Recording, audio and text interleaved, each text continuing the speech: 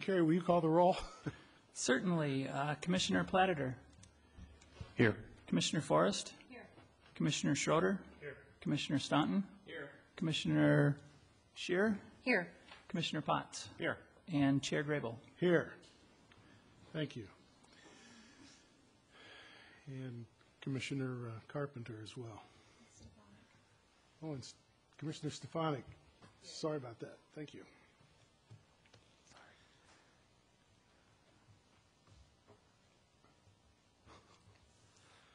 I'm such an incompetent chairperson. The first item of business on the agenda this evening is approval of the minutes. Well, actually, it's approval of the meeting agenda. Are there any comments on the agenda?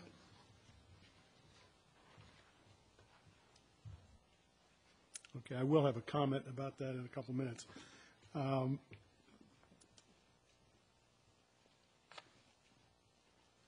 And the next item, approval of the minutes of the June 1, 2011 Planning Commission meeting.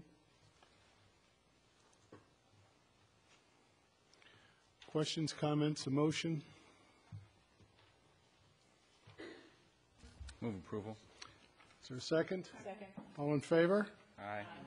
And the minutes of the June 15th, 2011 Planning Commission meeting. That was a pretty light meeting. Move approval. Is there a motion? There's been a motion. Is there a second? Second. All in favor, please say aye. Aye. Had some discussion earlier this month with Planner Teague, and we talked about perhaps using the concept of a consent agenda as the City Council does, and we do have one item on that consent agenda. A consent agenda would mean that we've taken a look at the item. It's not controversial, and we would move it as a part of the consent agenda. Carrie, would you care to make any comments, please? No comments to add to that. If one of the commissioners would like it removed from the consent agenda, we can do that. I can make a full presentation, or if you just have a specific question, we could answer it that way also.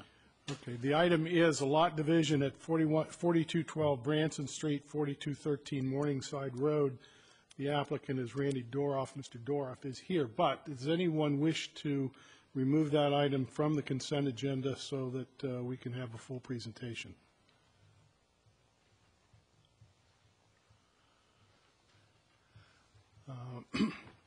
With that, then, I will take a motion to approve the matter 2011.0006.11A lot division. Move its approval as presented by the staff and in the packet as part of the consent agenda. Is there such a motion? So moved. Second? Second. Any further discussion? All in favor say aye. Aye. Thank you very much. Mr. Dorff, that lot approval, lot division has been approved. The next item on the agenda is community comment.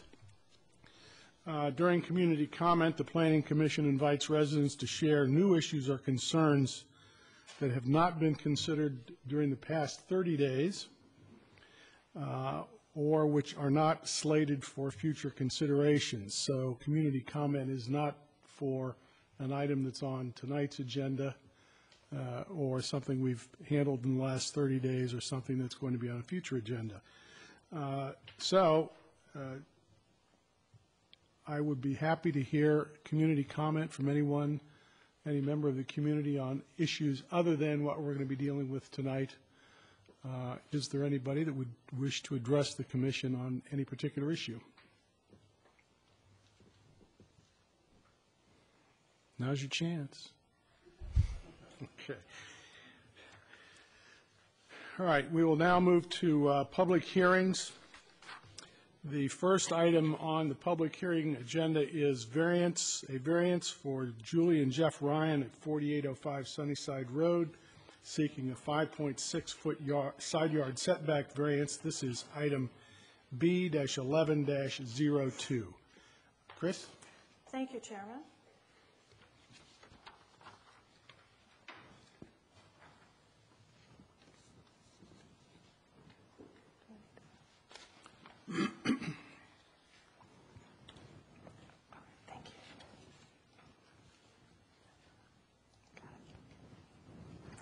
The subject property is located on the south side of Sunnyside Road, as highlighted, and is adjacent to Minnehaha Creek. The home is a two-story Tudor built in 1926 with a front-loading two-car garage. This is a recent survey of the property illustrating that the garage or the westerly side yard setback is about 4.9 feet away from the side lot line, and the easterly side yard setback is 9.7 feet. Both side yard setbacks of the garage and then the easterly side yard setback are non-conforming. The property owners, Julie and Jeff Ryan, are hoping to remodel a second floor porch into a master bedroom and increase the ridge height of their garage roof to include 2 dormers. As you can see, this is the front of the house. Above the garage, there is a very small dormer. There's attic space above the garage. Currently, what they would like to do is raise the roof by 1 foot, increase that dormer size, and turn that attic space into a master bathroom. This is the existing first floor, which basically won't change at all. The footprint of the building will not change what you saw in the survey previously. There won't be any increases in building footprint. This is the existing second floor, and as you can see, the master bedroom towards the back has a porch, and what they would like to do is convert that porch area, expand the master bedroom area into the porch, which doesn't increase the size of the porch area and isn't affected at all by the variance. And then that attic space above the garage, which is accessed by the garage, is where they would like to open up and put a master bathroom above. This is what they're proposing to do, and what you'll notice is that there is no change in footprint. The significant change, which is rather insignificant, is that they're raising the roof by 1 foot over the garage in order to increase the ceiling height, and then also introduce a slightly wider dormer in the front, and then introduce a dormer facing the back.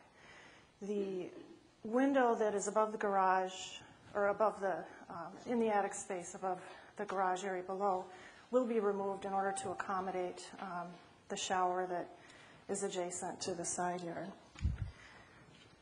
This would be the new front elevation of the house. As you can see, the garage roof increases by 1 foot, just where the dashed line is indicated, across the ridge of the roof. And then the dormer would change slightly with the shed roof, and then from the side, the window would be removed. You can see the dashed line where there'd be an increase in roof height by 1 foot, and the 2 dormers that you can see, the shed dormers, one in front, one in the back, and then the one facing the back, which is a new dormer. Everything else with the home remains the same. It should be noted that the property is designated as a heritage landmark, as it is located within the Historic Country Club District and is subjected to a heritage landmark overlay zoning. The Heritage Preservation Board requires review of changes to street-facing facades of Country Club District homes for approval of certificate of appropriateness. The Heritage Preservation Board met on June 14, 2011, and approved a certificate of appropriateness for this exact project. The attached garage was converted from a rear loading to a front loading garage in 1964. However, in 1964, the Heritage Preservation Board was not reviewing those kinds of changes. No reviews were required at that time. The setback at that time also changed a bit from the front. The garage was pulled forward. The home provides a 4.9-foot side yard setback for the existing garage with storage space above and a 9.7-foot side yard setback on the easterly side. Both of those are non-conforming. The minimum side yard setback for the garage is 5 feet, but once you introduce living space above it, then you have to start at 10 feet, plus you have to add 6 inches of setback. For each 12 inches, the wall height exceeds 15 feet. So the variances may seem numerically rather high, but there aren't any changes to the footprint. It's only to accommodate a foot in height for the new roof height and then also for the dormers. Dormers are measured then independently of the sidewall, so they are, I'm not going to say artificially measured higher, but it just, the the height measurement of it then requires usually deeper setbacks for that. The primary issues are, is the proposed development reasonable for the site? Staff believes the proposal is reasonable for 4 reasons. The proposed use is permitted in the R1 zoning district and is consistent with the Heritage Preservation Overlay District in which it is located. The additions are appropriate in size and scale for the home and neighborhood. The new improvements will be difficult to distinguish as changes to the building. According to the Heritage Preservation Board, the proposed alterations are compatible with historic character of the house, and the home would maintain the character of the neighborhood and would have little, if any, impact on neighboring property or the streetscape. Is the proposed variance justified? Will it relieve practical difficulties that prevent a reasonable use from complying with the ordinance requirements? Staff believes the proposed variance is reasonable. The proposed improvements will be accommodated within the existing building footprint and for the most part within the existing building envelope. Are there circumstances that are unique to the property, not common to every similarly zoned property, that are not self-created? Staff does believe that to be true. The unique circumstances are the existing nonconforming setbacks of the home, the opportunity to use existing attic space without adding to the mass or bulk of the building, and the resulting minimum visual changes to the exterior of the building that occur to accomplish this new space. Will the variance alter the essential character of the neighborhood? No, the proposed improvements would not alter the essential character of the neighborhood. The improvements were specifically designed to blend in with the surrounding homes and to be seamless and perhaps nearly indiscernible from the outside. Staff recommends the approval is based on the following findings. With the exception of the variances requested, the proposal will meet the required standards for the R1 district as well as heritage preservation.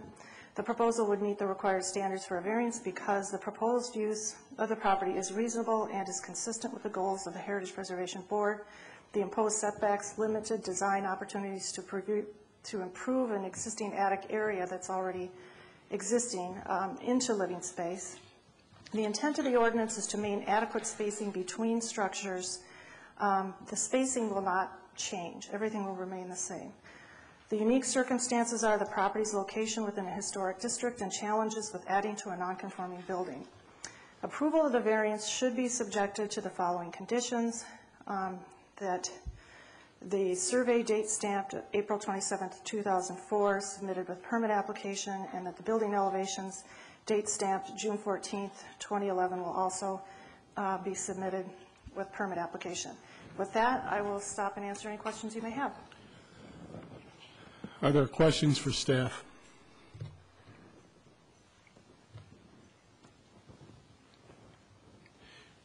Chris, I have a question. So on the garage, they're raising the roof a foot. Correct. And they're adding 2 dormers. Correct. And one of the dormers is where there's already a dormer. That's correct. Okay. So they've got to get a variance because they're raising the roof line a foot. Correct. And they've got to get an additional variance because they're adding the dormer. Correct. Separate variance because they're separate wall planes. You have to measure them differently. The first wall plane is the side wall of the garage, and then the second would be the distance of the dormers. Also, the attic space is fine as long as it's accessed by the garage and is part of the garage. But once it turns into living space, then the setback jumps to 10 feet. Okay. So we count the big side wall for the roof, and then are you saying we count the side of the dormer for that variance? Is that what we're talking about here? That would be a separate variance. Okay. So every little incremental thing is looked at separately and measured and looked at independently. The dormers actually are measured higher because they're only looked at as that space, whereas the side of the garage, you average the entire roof. And so it does, the overall height of that, the measurement becomes a bit lower. Okay. Thank you. Other questions of staff?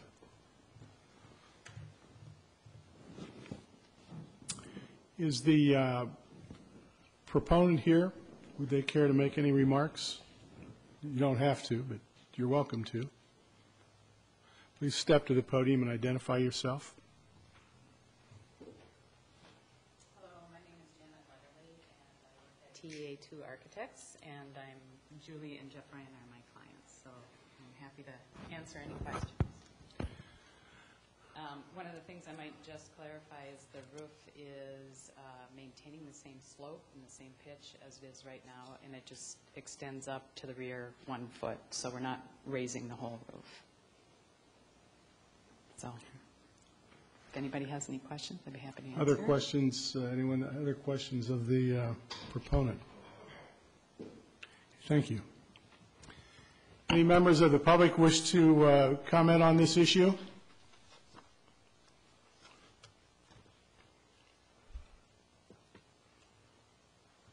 Okay, I would then entertain a motion to close the public hearing and bring the discussion here to the table.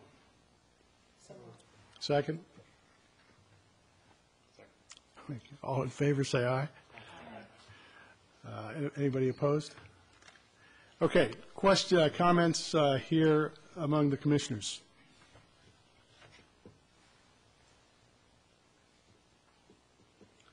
Come on, people, work with me here. Okay. Is there, would anyone care to make a motion concerning this item? I would, Chair. I would, at this point, move to approve the variance subject to the findings in the report, as well as the condition also articulated in the report. Okay, so a motion has been made to approve variance requested in item B-11-02, subject to the findings in the report submitted by staff and subject to the conditions and recommendations contained therein. Is there a second to that motion? Second. Motion has been moved and seconded. Is there any further discussion? Hearing none, I'll call for the question. All in favor, please say aye. Aye. Opposed? Okay, item B-11-02, the variance request has been approved. There is a 2-week waiting period where someone could file an objection with the City Council. Once that time period is passed, you're free to continue with your project. Best wishes.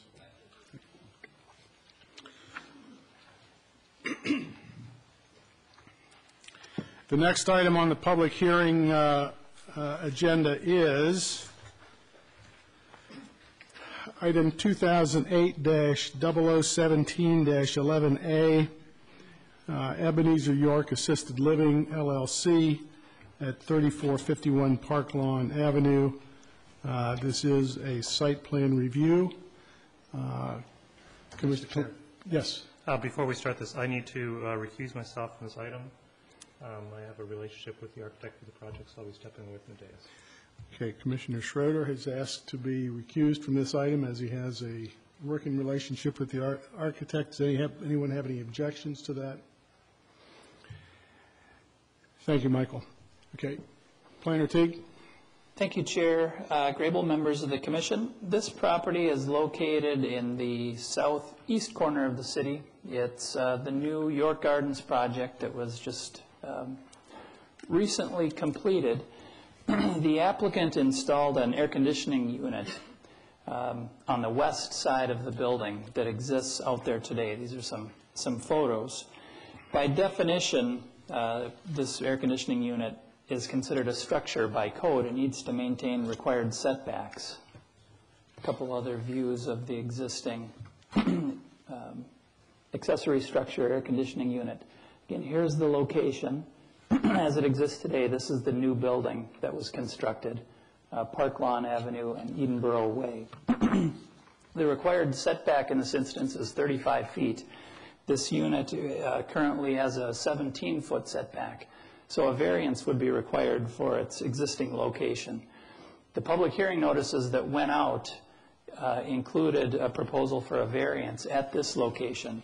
However, the applicant has since revised their plans and have withdrawn that request for a variance and are proposing this evening to relocate that existing unit to the east side of the building. So the request before the Planning Commission is just for a site plan amendment, as this unit was not shown on the plans that were reviewed by Planning Commission and City Council when this project was approved.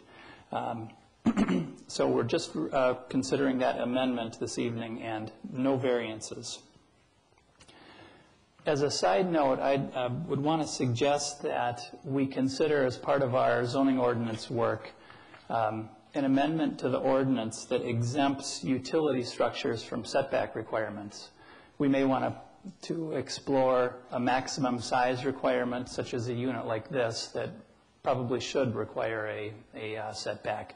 Some of the smaller Xcel Energy equipment would be exempt to the setback. But that's for another time as we work on the zoning ordinance.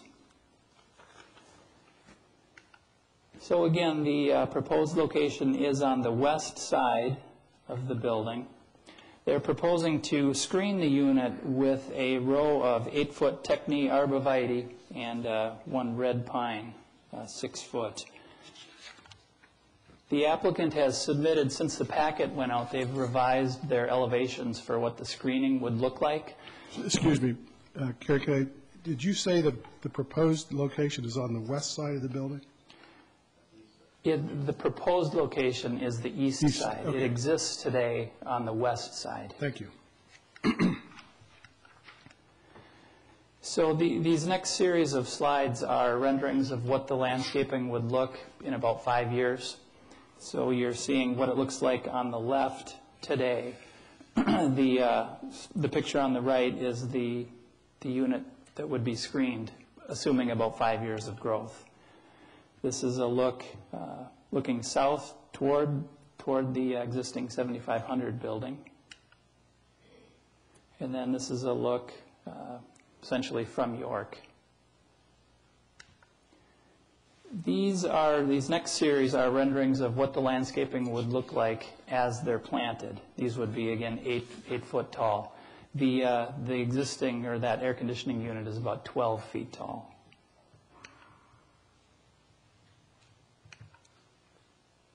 So a partial screen with, as it would be planted and relocated. There's been a pretty significant issue in regard to noise from this unit.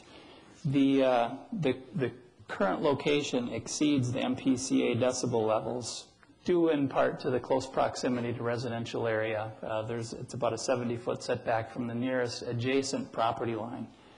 The new location would be about 200 feet away from the nearest adjacent property line.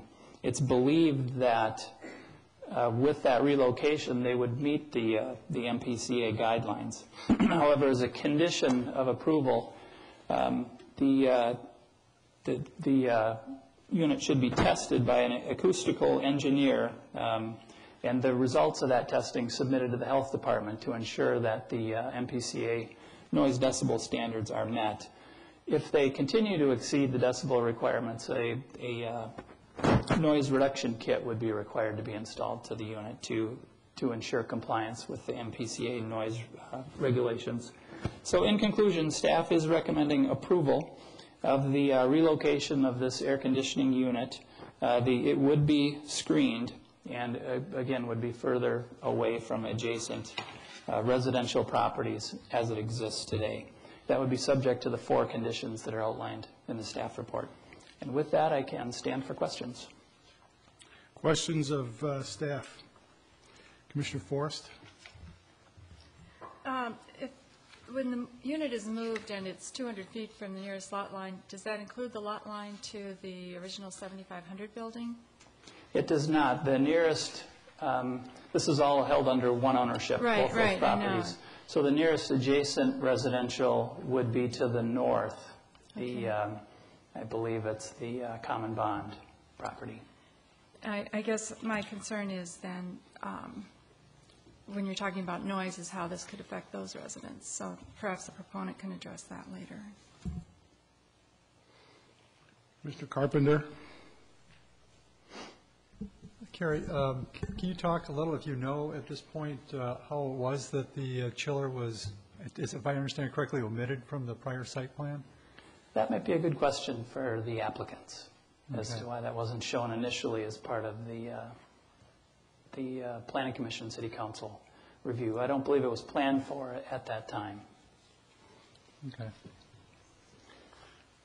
Commissioner Scher? This is kind of a follow-up to that question, I guess.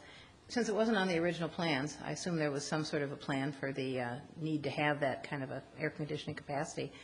Are there other options besides simply moving the structure?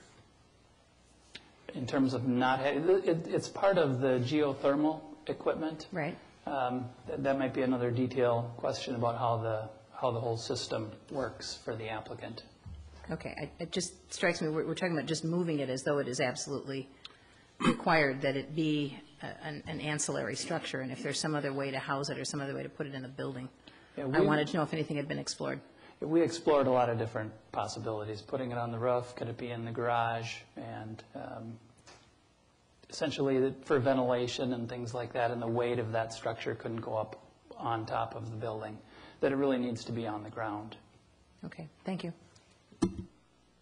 Commissioner Staunton? Carrie, can you speak to the standard that we're supposed to be applying? I mean, I understand that once upon a time, we approved the site plan for this as part of a final development plan, and now they're coming back for an amendment to that site plan, that final development plan. What standard are we supposed to apply in deciding whether it's okay to grant that amendment or not? Really, the essential thing here is this adequately screened? It's our screening standard. The code requires that this type of mechanical equipment needs to be screened from streets and adjacent property lines. So it meets all the required setbacks. It's a use they're entitled to. This equipment meets the setback. So it's really just a matter of, is this screening that they're proposing adequate? So had they come to us with this as the initial proposal to put it in this location, and we were asking ourselves the question, is it okay to have it there? Are you saying that really the only scope of our review would be, were they meeting the screening requirements? Correct. Okay, thank you. Commissioner Scher? And I don't want to forget the noise issue. That would have been another, I think, justified discussion at that time. Right. We wouldn't have known at that time that this unit exceeds the MPCA standards. We would be here now discussing it. Yeah, okay. we know now. Thank you. Or it would have been a individual code enforcement issue that we've got those standards on the books and they would need to bring the unit into compliance with that noise reduction kit that we talked about. Commissioner Platter? Are you aware if any noise modeling has been done in the proposed location? In other words, that's all fine to do something after the fact to see if it meets something, but has any modeling been done beforehand to tell if it will exceed expectations in that location, and can that be done? It's a possibility. Yeah. So so you don't run into this again, where it should work where it's at, and you can plan the noise reduction pieces into the equipment now. Yeah, we did ask that question initially. Is there a test that can be given prior? So we've got that information for review. To know for absolute certain that it's going to meet the standard, it really needs to be tested once it's up and operating at that location. It's believed, given the location and the fact that the existing unit, it's just slightly over the MPCA requirements. By moving it this far back, providing some landscaping, albeit somewhat minimal initially, it's believed to meet the standards, but the applicant has their experts here that can possibly shed some more light on that. Commissioner Scher? I can't tell from the picture, but the proposed arborvitae that are shown around the moved unit, are they on all four sides? Do they encircle the unit? They are on 3 sides. And why is that? This is the side that faces their own building to the south, the existing 7,500 building. There is an existing air conditioning unit located right here. So to screen all of this, landscaping would have to occur on this side. And I'm not sure what the landscaping is like in this location here. That might be a question that the applicant can address. All right, how well thank you. that would be a screen from the building to the north. Commissioner Staunton? You talked a minute ago about code enforcement. Can you just tell us a little bit from a noise perspective, if there, if there's some piece of equipment like this that's it's exceeding noise levels, what are the procedures that the city follows to enforce its ordinances and the state code regarding decibel levels? Yeah, our health department will go out and take the decibel readings from the adjacent property lines. And this was essentially a code enforcement issue. We received complaints from the neighbors. They didn't like the looks of it. And then we began getting the complaints on the noise. And that's when those readings were taken. So it was a code enforcement issue both for the screening and for the noise? Correct. And, yeah, this unit wasn't shown on the building plans that were reviewed by staff either.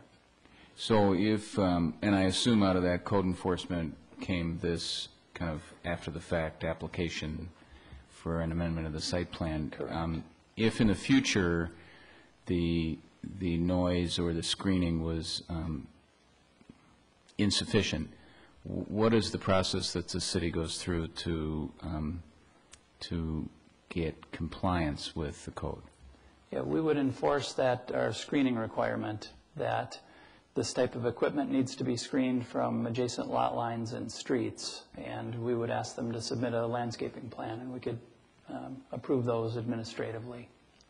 And if there, I guess what I'm trying to get at is for folks who may be here tonight or may be watching, how can the city make sure that people live up to the plans and the code requirements that we have? If they're not cooperating, what steps do we take to make that happen? They can call and lodge a complaint to planning staff. It would be if it's a noise issue, then it's our health department. But they can start with the planning staff, and we could coordinate. And we have all a that. variety of mechanisms to ensure that we get to compliance. Correct. Yeah. Okay. Thank you. Commissioner Carpenter. Just follow up a little bit more. We talk about other measures that could be done relative to enforcement. Aside from screening, let's assume for a moment, and maybe it's not reasonable to assume it, but let's do it anyway, that screening won't work, and that the decibel levels still exceed the state standards. What would be the outcome at that point? It's my understanding that there's a noise reduction kit. Yeah, there's some equipment that can be placed on the unit itself that brings down the noise. And if that doesn't work?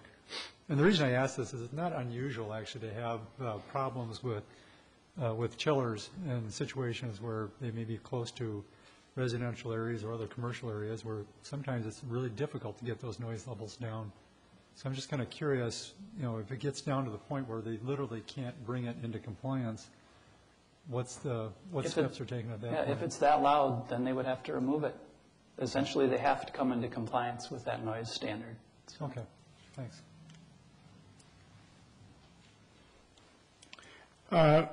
You mentioned earlier when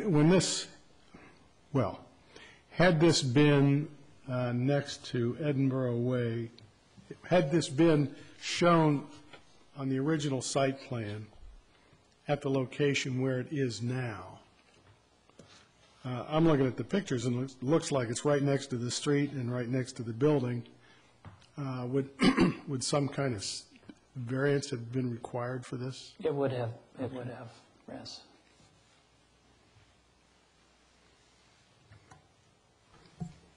Commissioner Forrest? Were any variances granted along Edinburgh Way previously? I know there was some discussion about the proximity of the building to the street and the surrounding neighborhood, so I don't recall whether or not there were variances or There what were the gist of it variances was. associated with this project.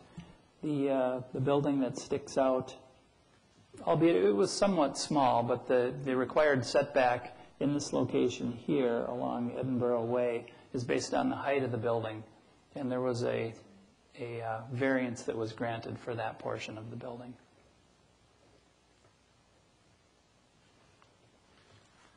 Other questions of staff? Okay, thank you.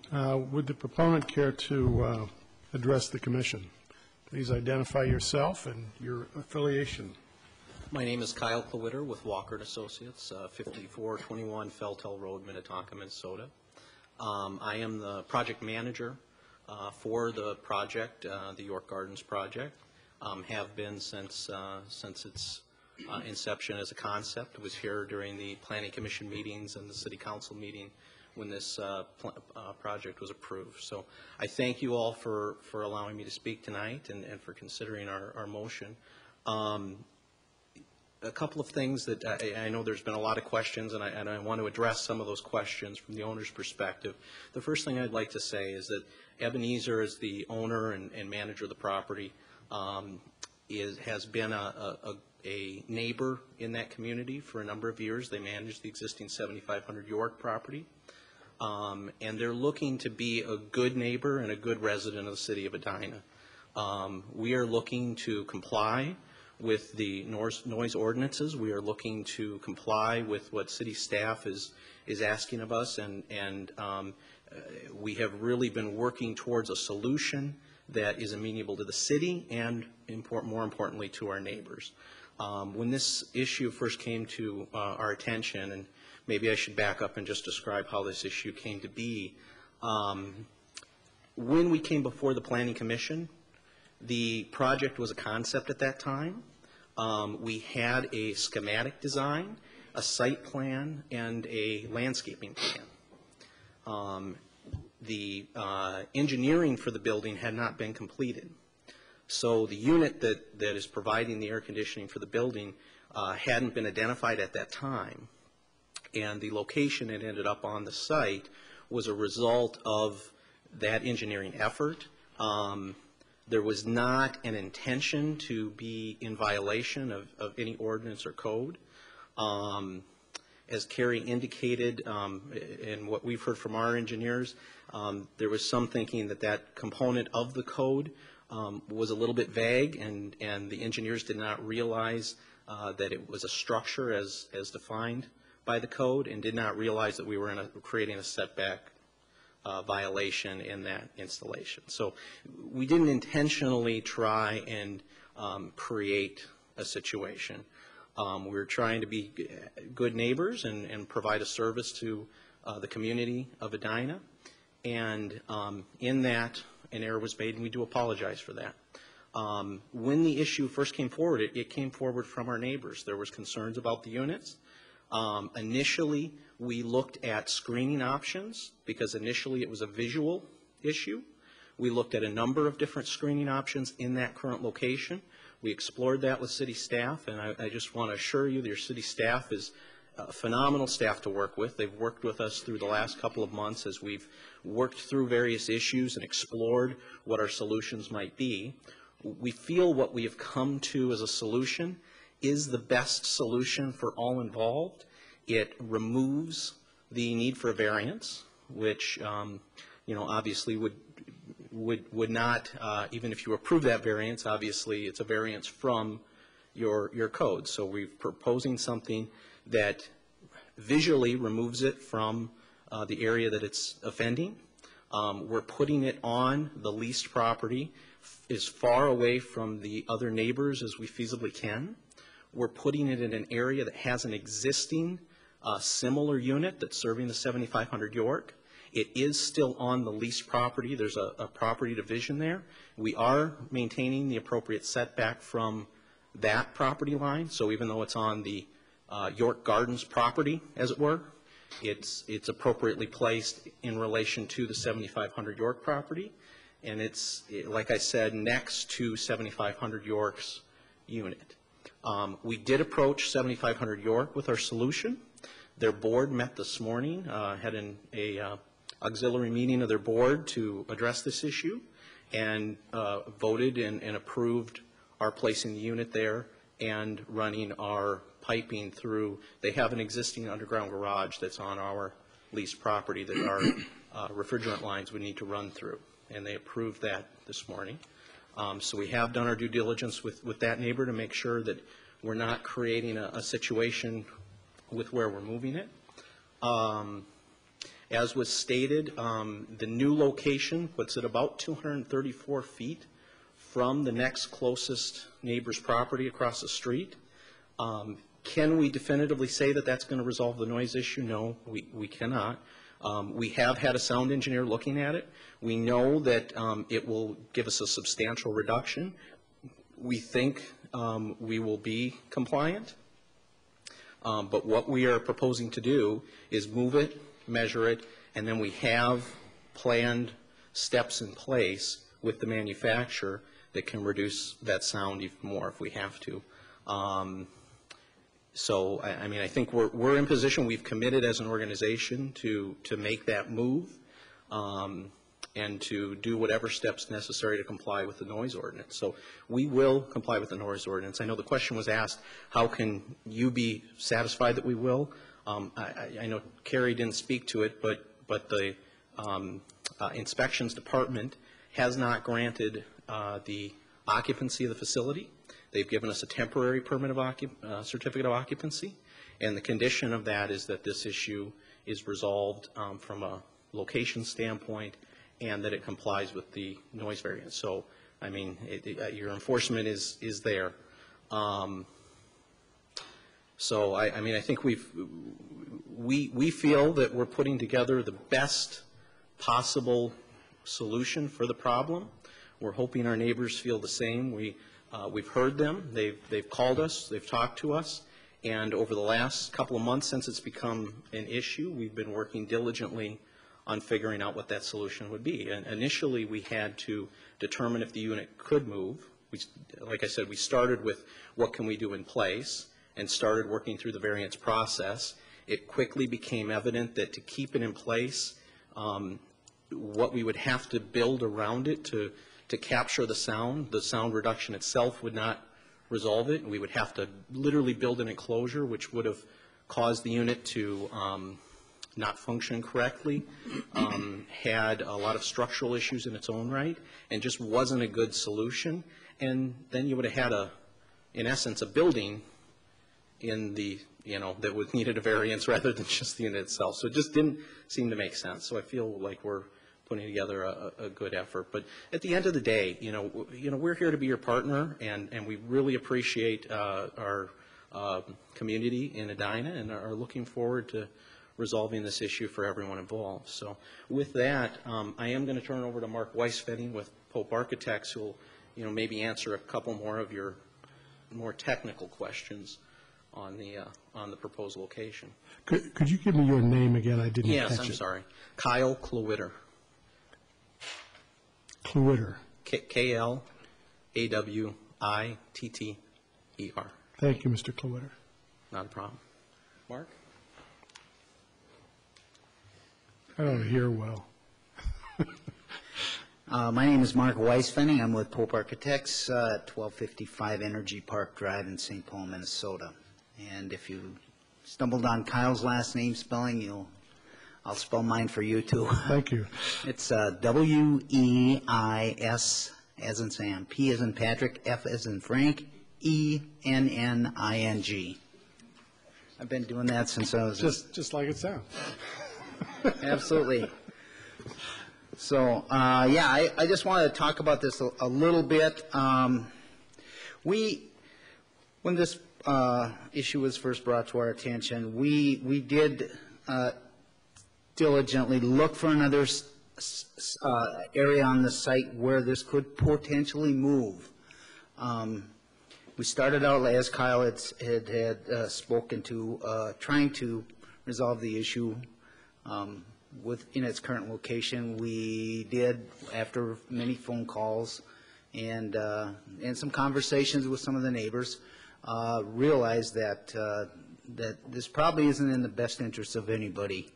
And so we had some discussions, and we looked into this pretty hard as to where we could potentially move the unit without and appease the neighbors and try and keep it away from, the adjacent properties, and because of the sound issues, and also the unit is not very attractive looking, and you do have a landscape screening requirements for this. We were looking at all these things. Now, we ended up in that far corner up there. What you don't see on this site plan is that we pushed it out of the way as much as we could. We have some underground stormwater storage tanks between where this unit is placed, and they run along the east property line just about out to that setback line along the south side of Park Lawn Avenue. So we had very limited space to move this. This is basically without you know, a lot of moving things around. This was really the only spot we could put it. Otherwise, we would have to re-engineer some of the underground geothermal wells that are located, you know, throughout the north yard of the site and the west yard of the site. So we had to be careful with that too. So we potentially located it, you know, where we're asking for, you know, an amendment to the site plan approval for. It will be screened on 3 sides. The reason it isn't screened on the south side is because there are some air requirements for this thing. It takes in air off of that side of the unit, and in order to keep the maintenance down for the property managers, this thing would be sucking in leaves and you know, pine needles and stuff like that from any landscaping that would be placed near this thing to screen this. So it was recommended that we keep one side open for that. And so that's why our landscape plan is showing that, only on 3 sides.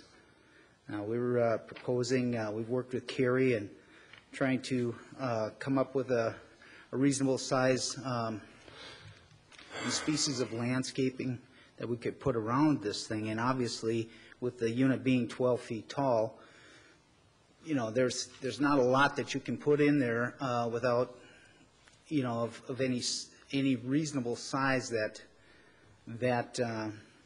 we could, you know, get in there that would partially screen it now, soften the lines of this thing, but we knew it would grow eventually to a height of 12 to 15 feet, which should screen it adequately now, and fill in the sides too. So once, you know, given 5 years or so, this thing should be pretty well screened from York and from Park Lawn and even from the 7500 York building. So most of the noise is, you know, like was mentioned before, there is a substantial amount of noise coming off this, but we feel that this will be greatly reduced, and we know it will be greatly reduced, but it's a matter of just actually testing it, because it, you know, you can run models, I suppose, but it's, you know, we would really like to get this thing in place and then do the test and do whatever we need to do to the unit if it doesn't comply anymore. I mean, if it doesn't come in with compliance with the MPCA requirements. So,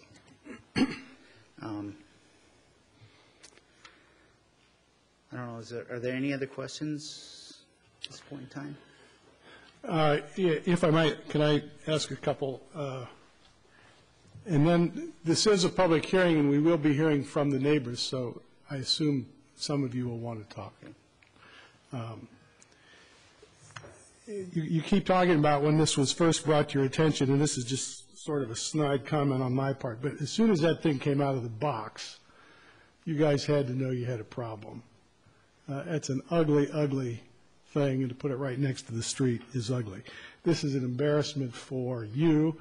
It's an embarrassment for us as planning commissioners. It's an embarrassment for the city staff, and it's probably an embarrassment for the city council. And this is not the kind of stuff that I'd like to see come before the planning commission too often. We need to make sure in the future that when we have final site plan reviews, that everything that's going to be part of that site is on that site plan review, because I don't want to do this again.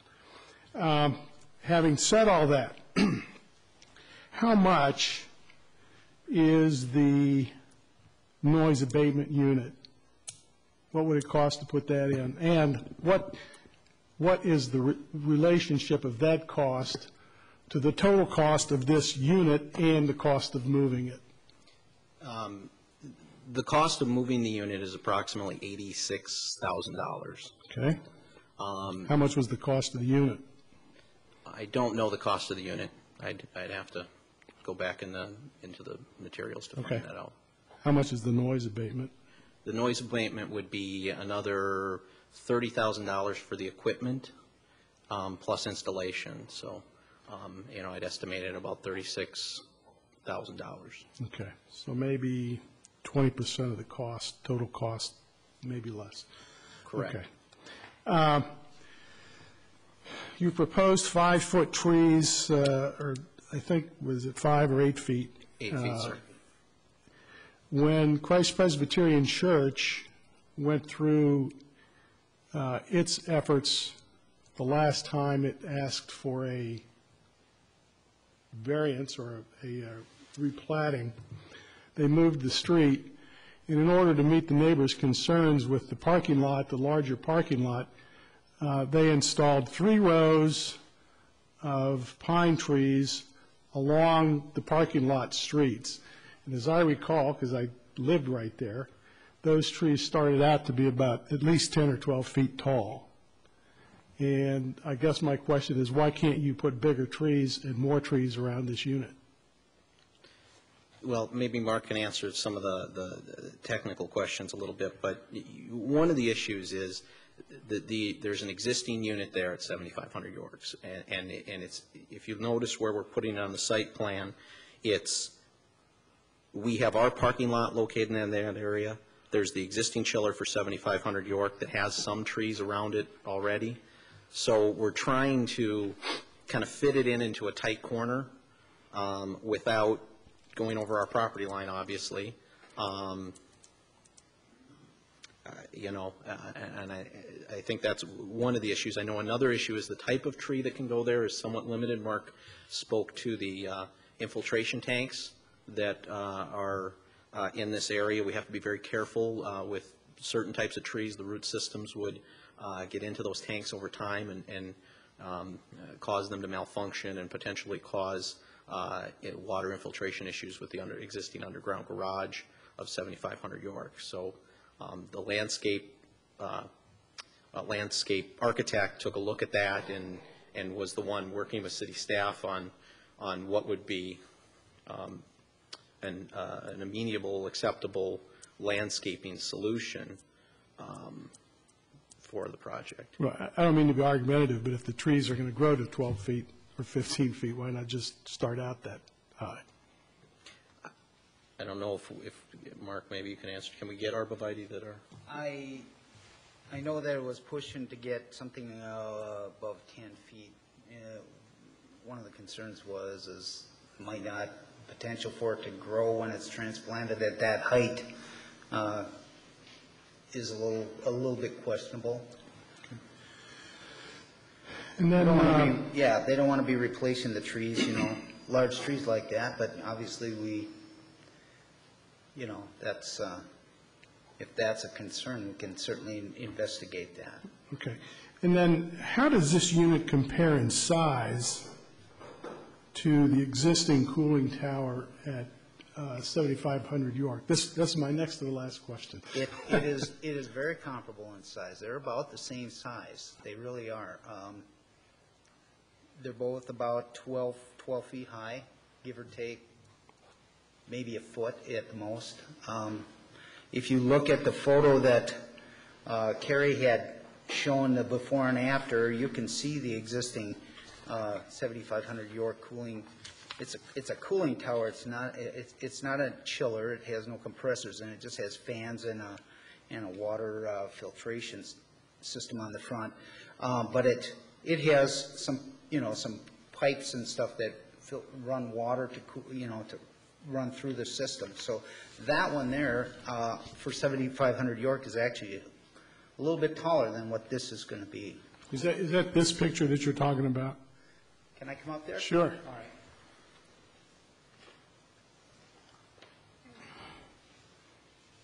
Yes, actually.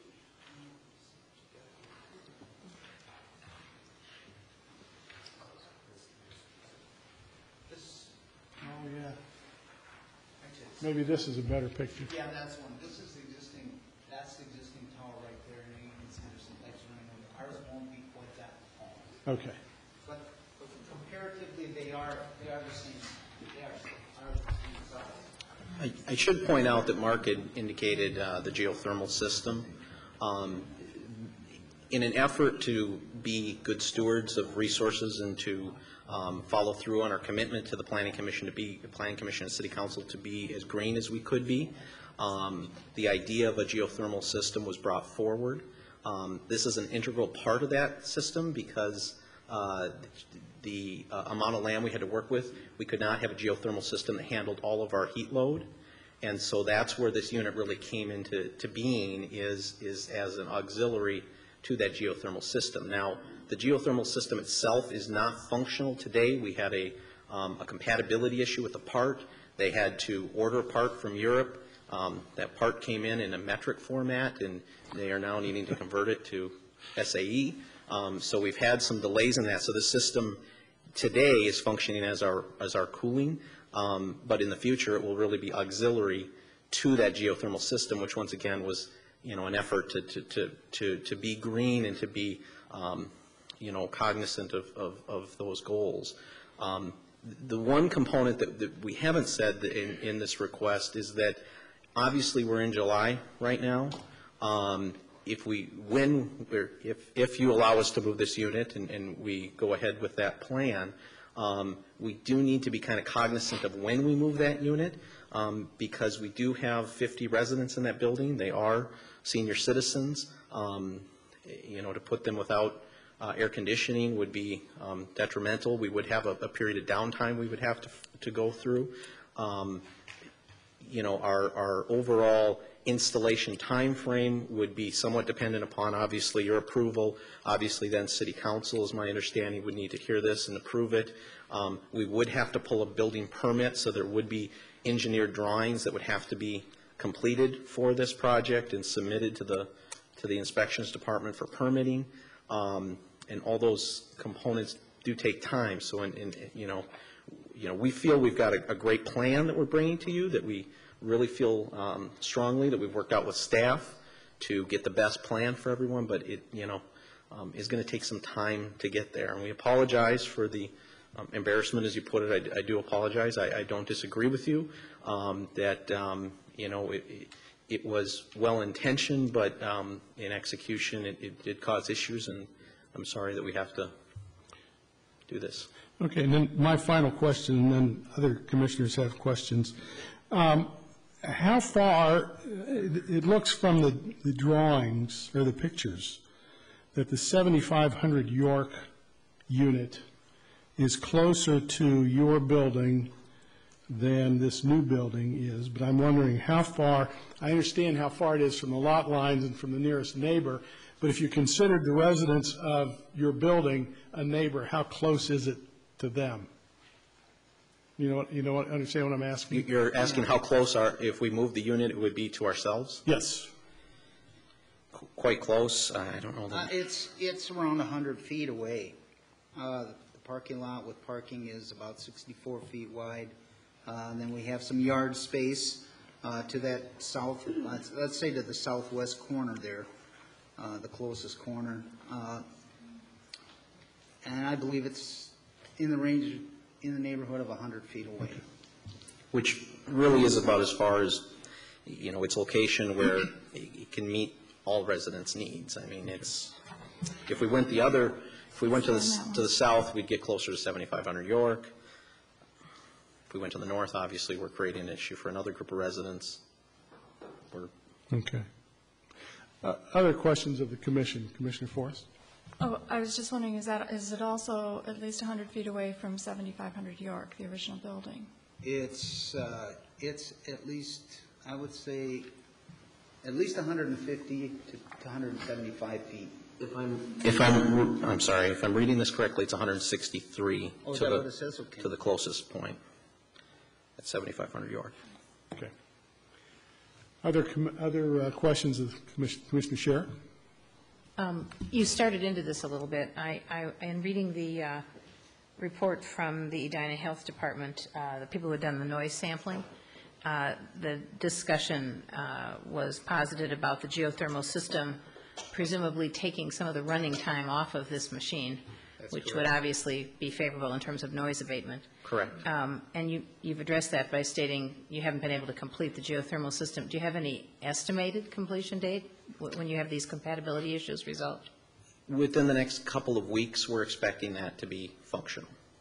Okay. And one other question, sort of an aesthetic question.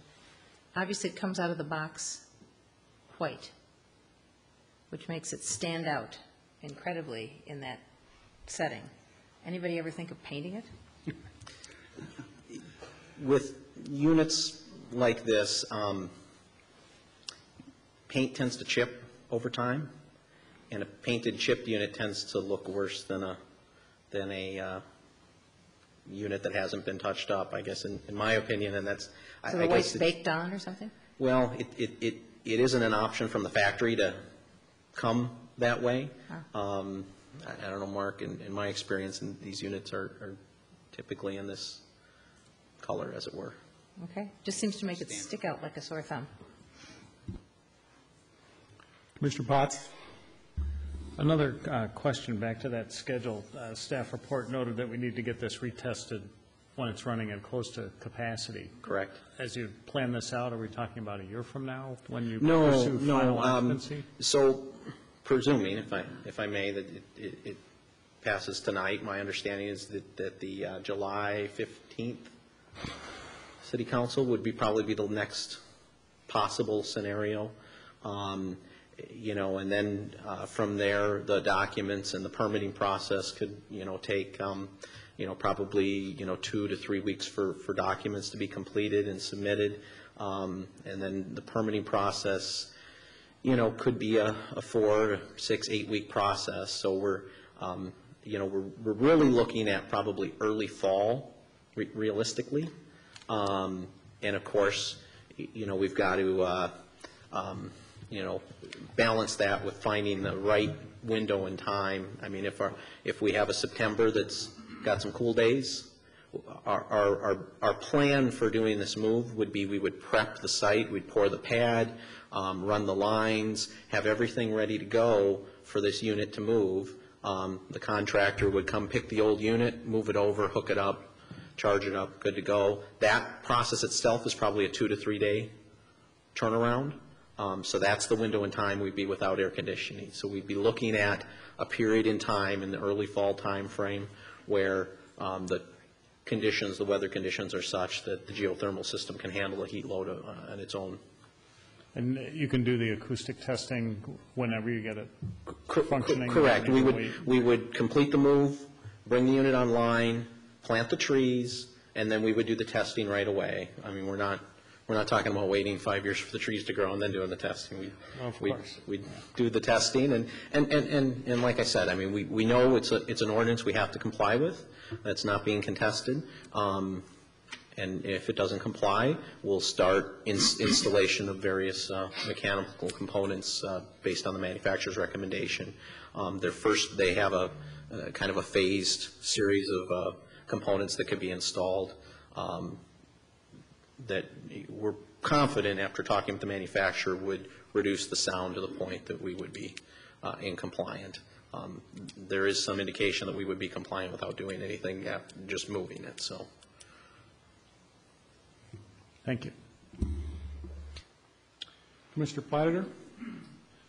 I had a couple of questions. As I mentioned before, I really think you should do some sound modeling of this as it is right now, because if I was in your shoes, I would want to know before I moved it, and not only from the property line, but also from your building as well, as what ends up the noise there. I mean, that's my strong suggestion on that. I would also agree with that the higher landscaping should be put in right away, even a couple layers or something. If that is not possible, some kind of screen wall around it as well. I mean, if you can't do landscaping, which is probably the best thing, consider a screen wall around there as well. And then I have a question on the renderings that you have, in particular page A11. You have the before and the after, and it shows like you're screening the adjacent unit. Is that correct, or is that just a rendering piece? That's just a rendering Okay. thing. Once we get the landscaping in, it'll probably, I mean, if you were looking from that viewpoint, it would probably screen some of that existing, but it's not intended to screen, really any of it. It's just the viewpoint that we selected was, we tried to get it straight on from the south, from the east, and from the, straight on as much as we could from south, north, and, east, west, and north. Great, thank you. In relation to your question about the other components of that space, I guess the conclusion we came to after discussions with the sound engineer was, if it stayed in its current location, we would need a variance. So in our mind, it was best for all involved, our neighbors and everyone who we were getting feedback from, to move the unit and take that issue, or resolve that issue for all involved, which is really what drove the move. Now, it took a process to get there. And I agree you had to move the unit, right? Okay. Mr. Forrest? I'm somewhat concerned about the landscaping, and granted, it's difficult for us to really see this from these renderings or models or whatever.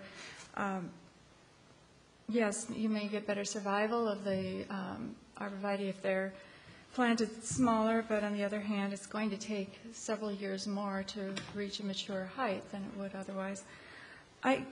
For me, having both the cooling tower and this unit now plopped nearby one another, it seems like some effort could be made to unify the landscaping more, and whether, or even perhaps using berms or some other method to both screen and protect from sound, depending upon the air circulation requirements and all of that. But to me, this just looks like a box plopped down the middle of the field with some little trees planted around it, drawing more attention to it rather than less. And the screening isn't continued around for the 7,500 York residents. They've been there since at least the 80s or earlier. So, I mean, I think the solution is appropriate as far as moving it. I don't really find this an attractive option, the way you've decided to integrate it into the landscape. Okay. In relation to berms, the unit, as it was indicated, is 12 feet tall existing, so to do the berms around it would require a pretty substantial excavation of the area. But, I mean, we can look at that, and I mean, what we would do is be working with city staff on the final landscaping plan. It did come together kind of quickly. I mean, as you know, our original application was the variance, and as we explored that, this other scenario presented itself, so we are still working through some of those items, but realized that it needed to be addressed quickly for the neighbors. Other questions of the commission, or by the commission, before we hear from the public?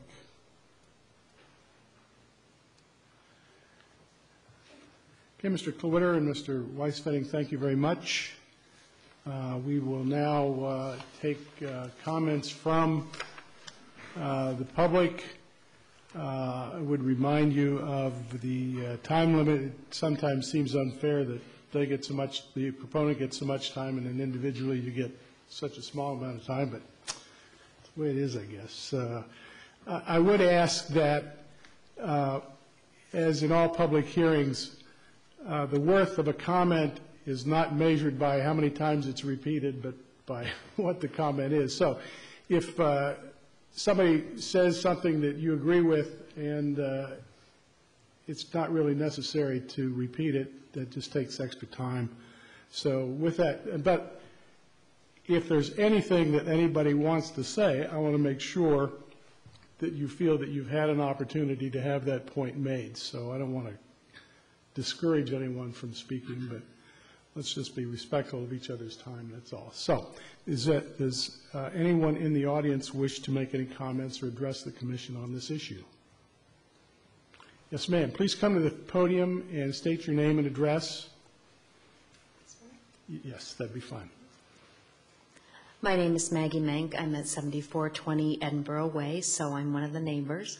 First of all, I wanted to thank everyone, both the architects and the project manager and all of you for your attention and for all the concern and good questions. That really makes me feel good as a resident of Edina.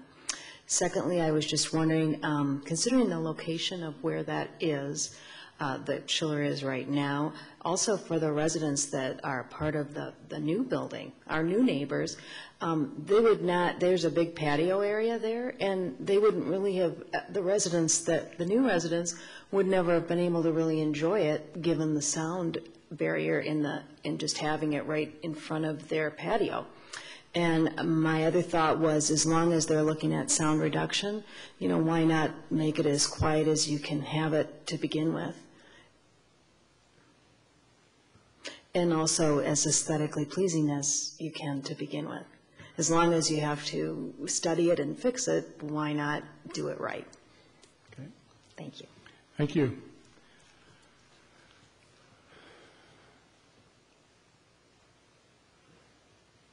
Anyone else?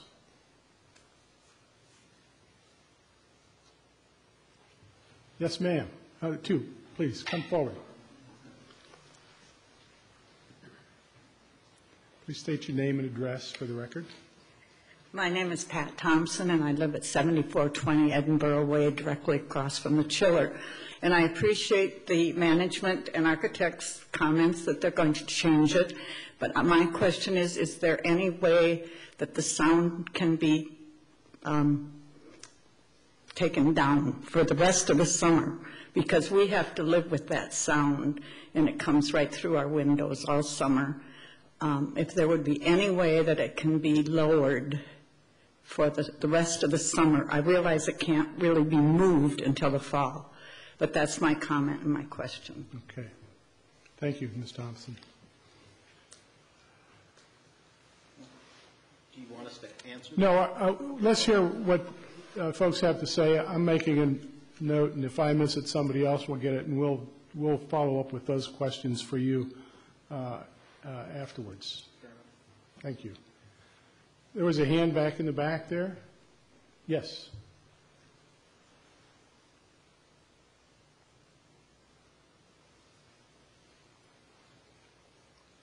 Good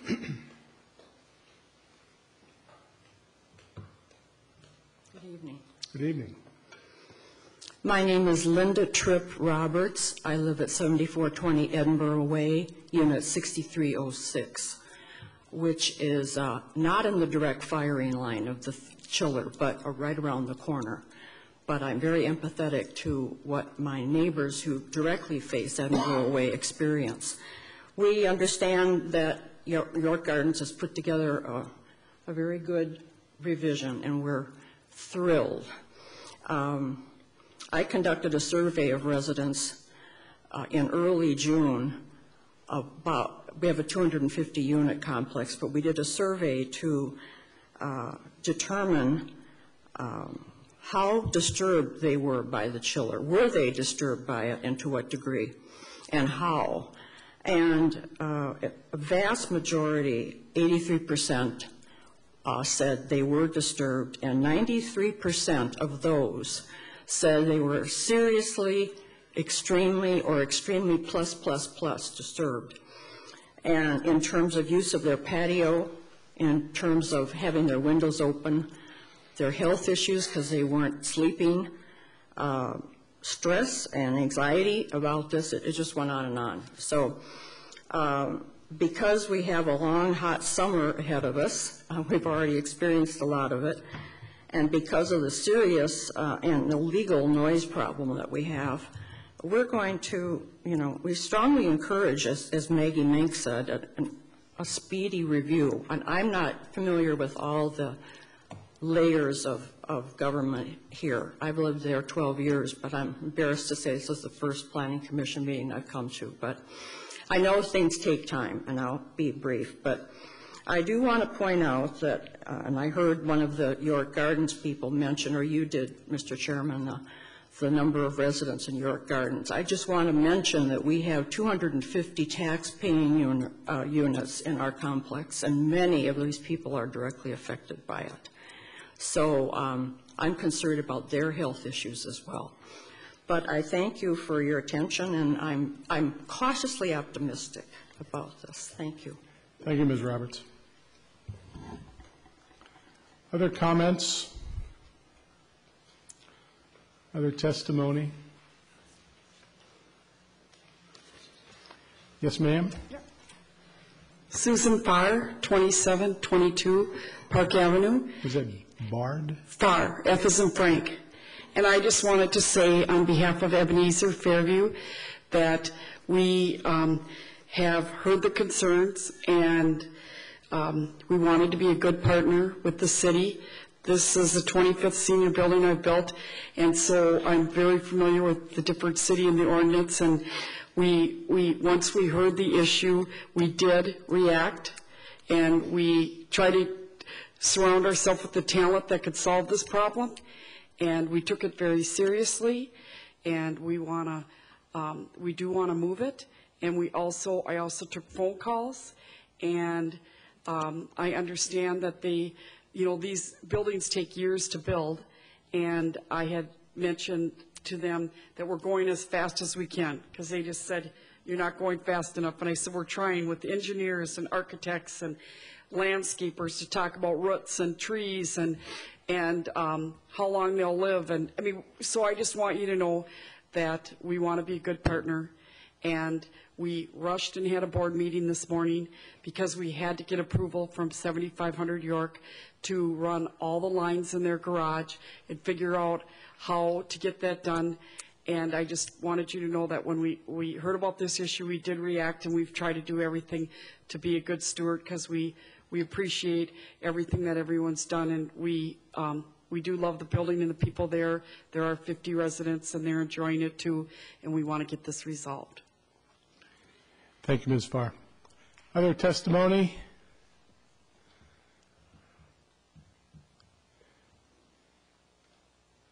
Okay, there were, I would ask the proponents, there were two questions that the public had asked, and the way this works, if you know, you'll answer the questions, and I'll give the public another opportunity to speak, so don't feel that nobody's cut off here yet. So, but the first question is, for the rest of the summer, and it's supposed to be 95 tomorrow, so I suppose this is going to be an immediate issue starting tomorrow. What can you do right now, starting tomorrow, to help with the noise? Well, I think one of the components that we are doing, as I indicated, that the geothermal system is being brought online. Unfortunately, it takes time for mechanical equipment to arrive and be installed. Once that system is running, then that will reduce the run time. So even though it won't reduce the noise when the unit is running, it will reduce the amount of hours that the unit actually runs.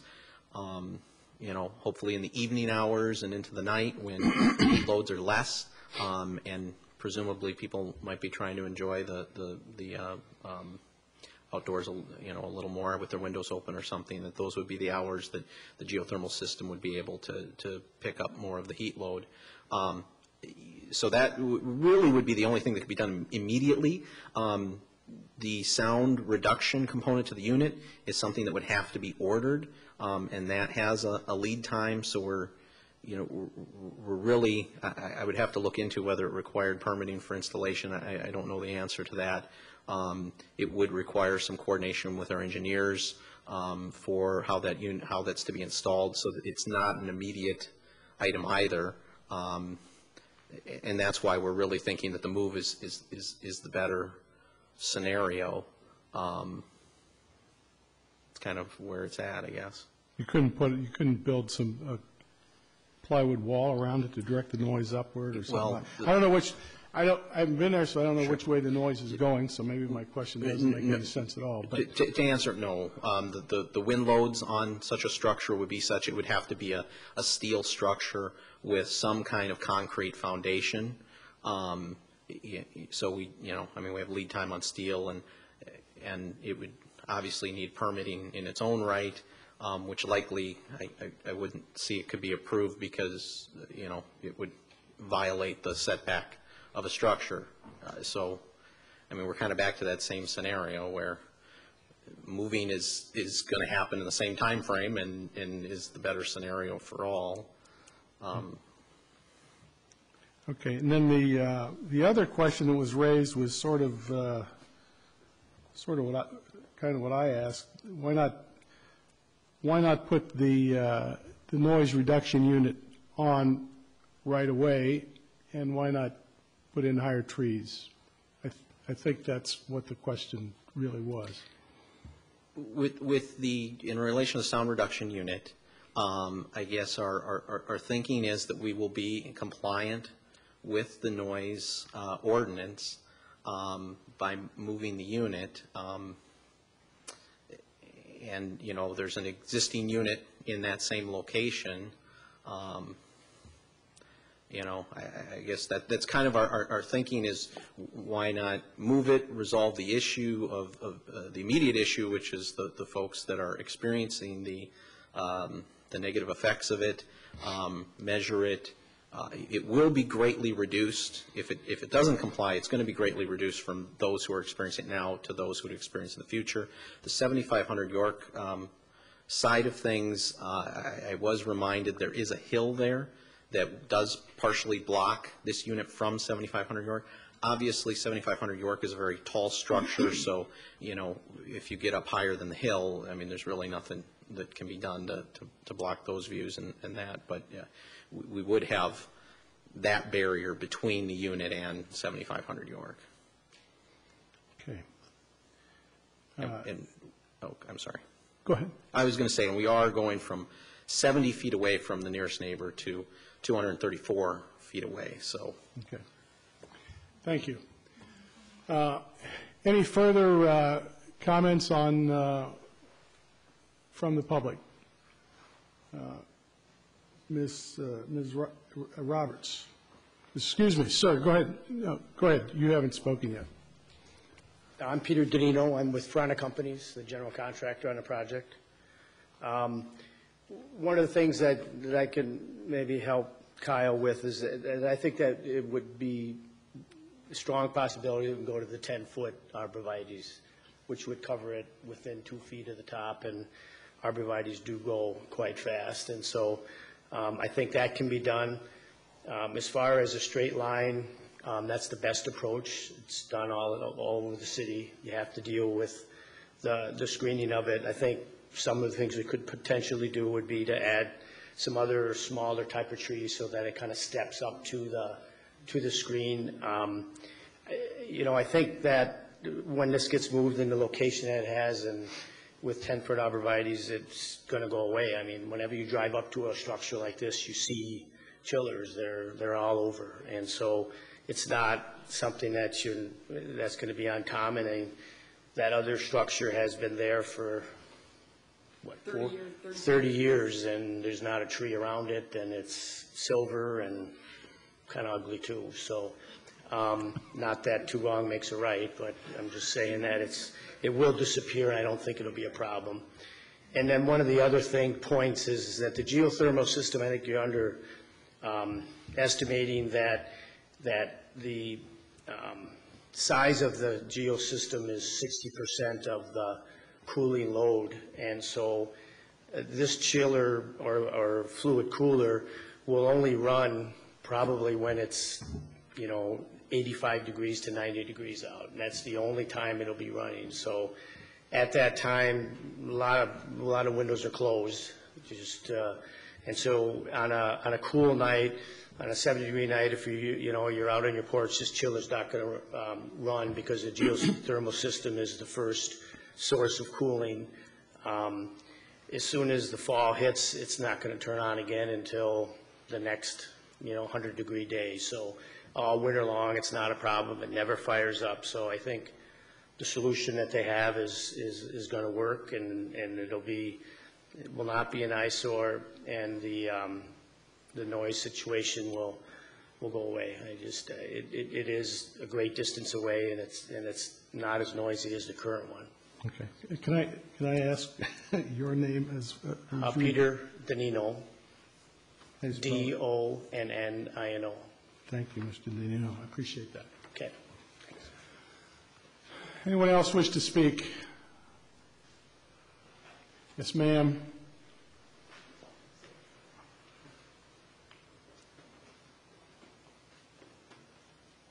Hello, my name is Karen Wolf. I live at 7420 Edinburgh Way, Unit 6319, directly across from the structure that we're discussing today. My concern is with the noise reduction system and the thought that it might be in compliance, and if it just seems that if we continue to think that it might be in compliance, or if that had been addressed to begin with, we might not even be having this discussion today, because it was built in vague, it was placed there because the ordinances were vague, so it might have been in compliance then. If it had been taken care of the proper way to begin with, we might not even be having this discussion. So I'm just hoping that we can maybe think about the reduction unit a little bit up front. Thank you. Thank you, Ms. Wolf. Anyone else? Ms. Roberts? It is Ms. Roberts, right? Yes, sir. Thank you.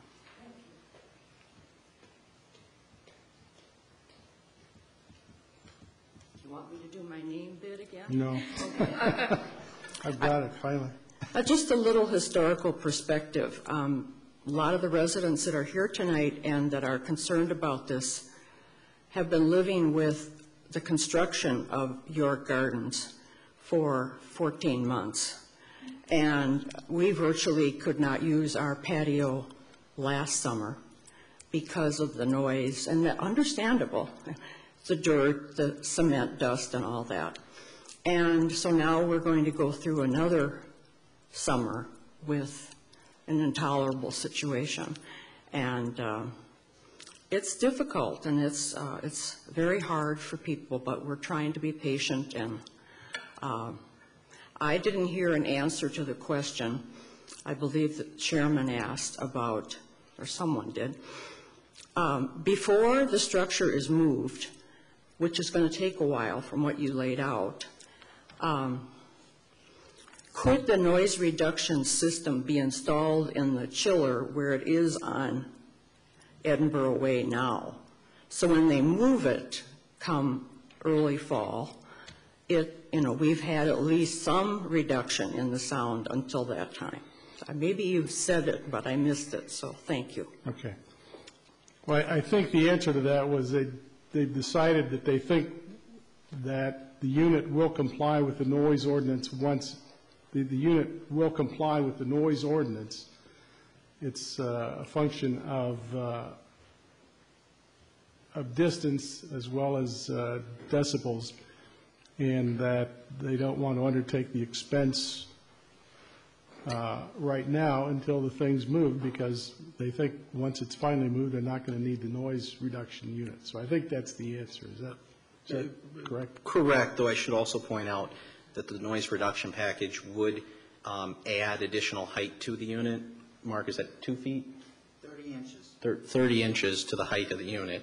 So it's even bigger. So it takes the eyesore and makes it a little bigger. So, Okay. Other comments? Okay, I would thank you all for your participation in this hearing this evening. I would ask for a motion to close the public hearing. So moved. Second? All in favor, say aye. Aye. Okay, now the matters before the commission itself. We have a motion to approve revised site plan for this structure, pursuant to which the chilling tower is going to be moved.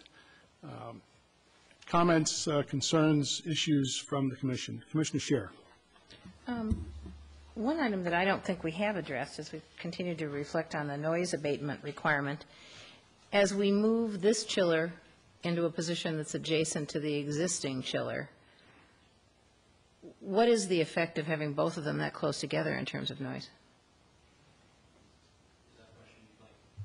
It's a question I have. Sure. Item, and that was taken into consideration. I wouldn't go so far as to say that it was a sound model at this point based on the amount of time we had to study this, but their thinking is that the two units in conjunction are such that we will get pretty close, and if we have to reduce the sound on our unit by a few decibels, then that would definitely put us over the line if we get to that point. So once again, we're of the position where we'd like to move it, measure it. Unfortunately, it was described by the sound engineer. It's, you know, they can do some calculations, but you know, we do have an L-shaped building there that is going to deflect some sound, maybe absorb some sound with some of the materials, and it's hard to know exactly what is going to happen in the real world until we move it, measure it with both units in place, and get a real time data and address it at the time. And once again, I just want to point out that our certificate of occupancy is linked to this issue, so we are working in conjunction with the city with that, and will comply with the sound ordinance. Commissioner Scheer. Since we're up here and reflecting some of our thoughts, when I reflect on the comments that have been made and the concerns, and I think they're extremely legitimate, that the residents have for the remainder of this summer, because it does not seem likely that it's going to make sense to move the unit until sometime later because of the inconvenience to the residents in the building that it's cooling and other parts that are not here. When I reflect on that concern the rest of the summer, reflect on the fact that it probably, your answer didn't surprise me, that we would be close in terms of noise decibel units, especially when these two units are fairly contiguous. It really begins to seem to me, personally, as though I think we should proceed to have the additional noise abatement installed on this unit right now. The sooner it could be installed, the better. It would give some relief to residents for the summer now, and it would presumably save us from having another waiting period and another problem when we would move the unit, which I do support moving, and the two units are contiguous to one another. My thoughts. Other comments? Commissioner Forrest? Most of the comments that we received were from residents of the Edinburgh Way building. However, we did receive an email from a resident at 7500 York. They said they reside about 150 feet away from the current location of the chiller and on the 5th floor, so they're up a ways, and it's very bothersome to them. So I continue to be concerned about the effect of the sound on that particular building as well. I realize that this is all one property regarding as far as the management goes. However, these are homes as well, and this is just a very real concern of mine. And that goes for the visual screening as well as the sound. Other comments?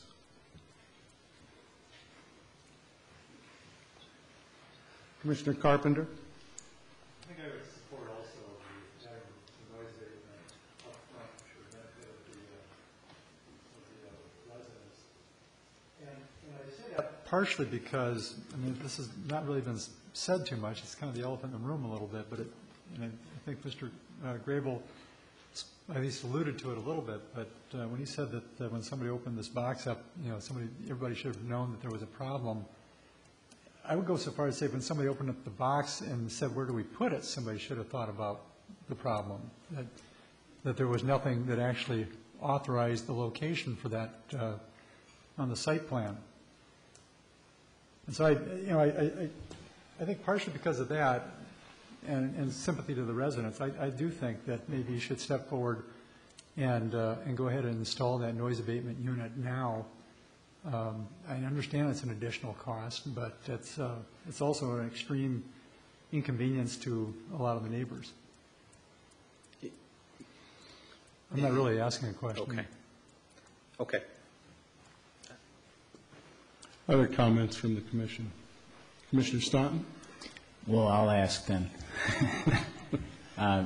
Assuming that we went that direction, how long would it take until you would acquire it and install it and have it in place to be reducing noise on the unit as it exists now? I just had a side conversation with our contractors in the room, and in our estimation, we could have the unit moved sooner than we could have the equipment here to install for the sound abatement. So it really isn't a timing issue that gets us any farther ahead.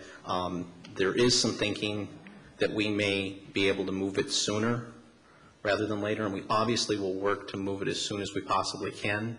The first step for us is getting the geothermal system in place and seeing how much heat load we can handle, and we will, as soon as we have approval from the inspections department to move forward, we will start prepping the site for that move. And, I'm saying early fall because I want to, give us the time, if we have an extremely hot summer and the heat doesn't break.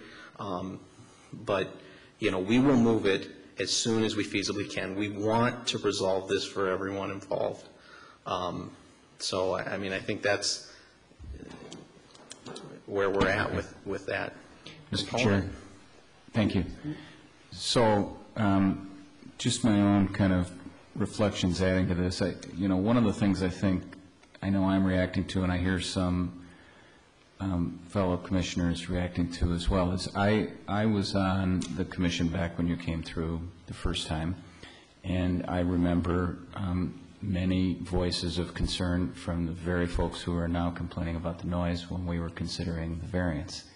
And so I think part of what you're hearing is a reaction to the fact that we said, okay, we can do this variance. This is going to work out okay. It's really not going to be that big a deal. And then this happens. So I think there's some frustration. I think it's reasonable that we're all frustrated that, we kind of said trust us and it didn't work out very well. Having said all of that,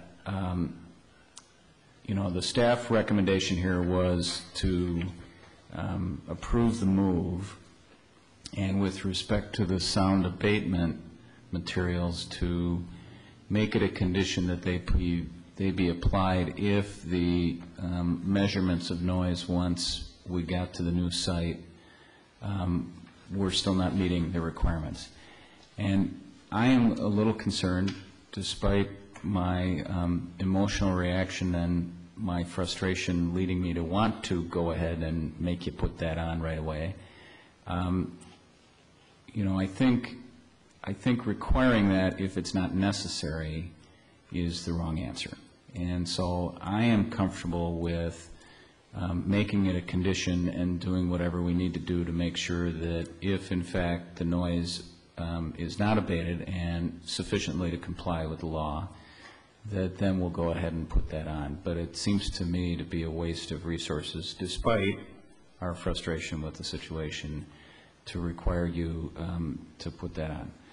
So I would make a motion to approve the request for the amendment to the site plan with the conditions identified by staff. Is there a second to that motion?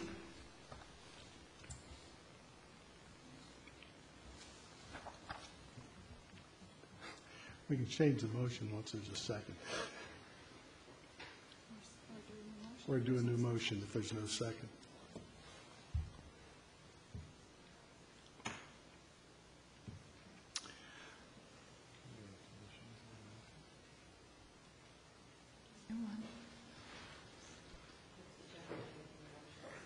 Well, this motion fails for want of a second, and we will take another motion.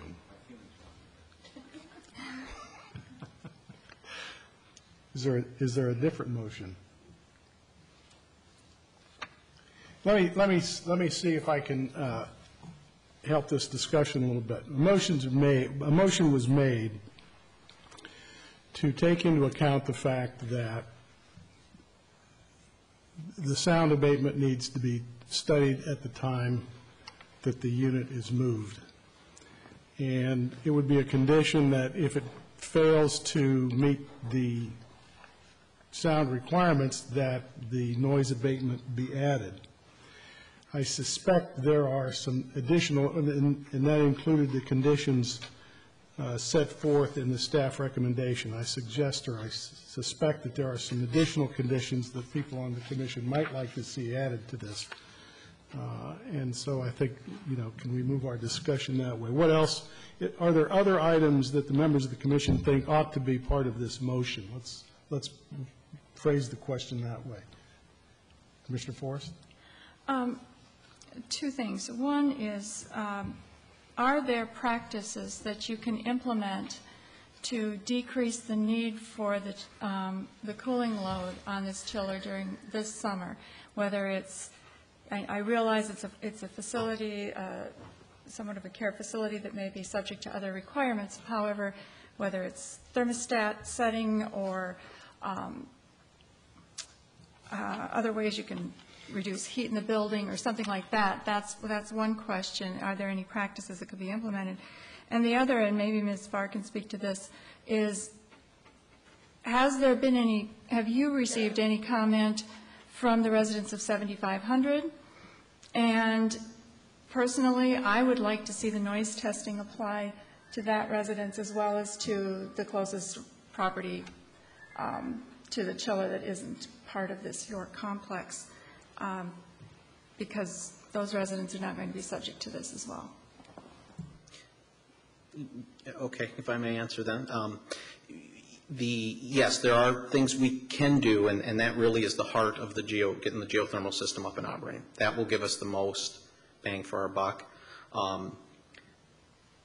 As far as thermostats, they are residences, and while we could try and get people to operate their units at a higher temperature, we don't really have control over the individual people who live there. They are there. It is their unit, and they have their own thermostat. So, it's not like we have a system where we can, control that. In relation to the testing at 7500 York, we would have to work with city staff on at what point we would do that measurement. Where we're doing it on the property to the north is the property line. The property line to this unit would be, to 7500 York, would be within feet of the unit, and it obviously wouldn't comply no matter what we did to the unit. So I guess what I'm thinking is to the building or a certain level of the building that's most likely to be impacted. And then as far as practices, as you say, if it's their own residence and they're setting their own thermostat, if there can at least be an effort made by building management to encourage people to close their shades during the daytime if the sun's beating in, not lower their thermostat beyond a certain point, do what they can to minimize, because of the geothermal unit's only going to cover 60% of the cooling load. This is still going to be a heck of a lot of noise for the people that are being impacted currently for the rest of this summer, and could be well into October if the unit doesn't get moved. So that's, and I understand the day-night thing too, but if there's anything that can be done semi-officially, that would be great.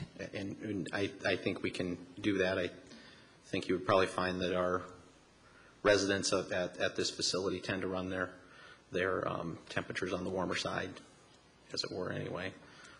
But we definitely could have that discussion with those residents and inform them of the situation.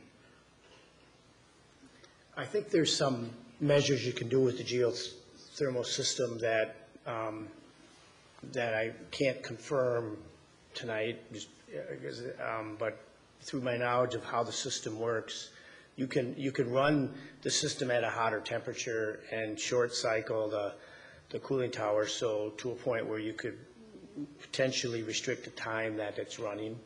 and then, you know, the water in the system will just run hotter. It doesn't run as efficient, but it'll still cool, and then potentially just run it at, I don't know what's the right time, you know, in the middle of the night or in the morning or daytime or whatever. But so, I mean, that's something that, you know, that we can do, you know, as we're waiting for or hoping for approval of the motion, that we can come up with a better solution than adding 3 feet to the chiller for height for this summer to keep the noise level down.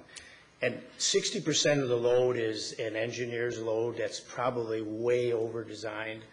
The system, I really don't think it's going to run very much, and it is really going to be only on those peak periods for a long period of time. If it's 100 degrees for 4 days in a row, you know, then that system, you know, can't recoup, and the water gets too hot to cool.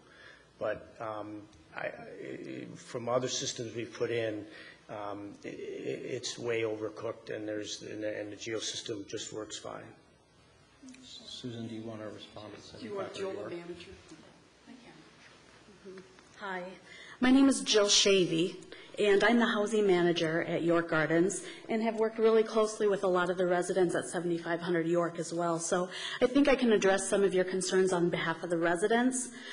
What I can tell you, and probably these guys don't even know, we already have, with my maintenance team, locked in our thermostats, so they can't cool any lower than 71 degrees.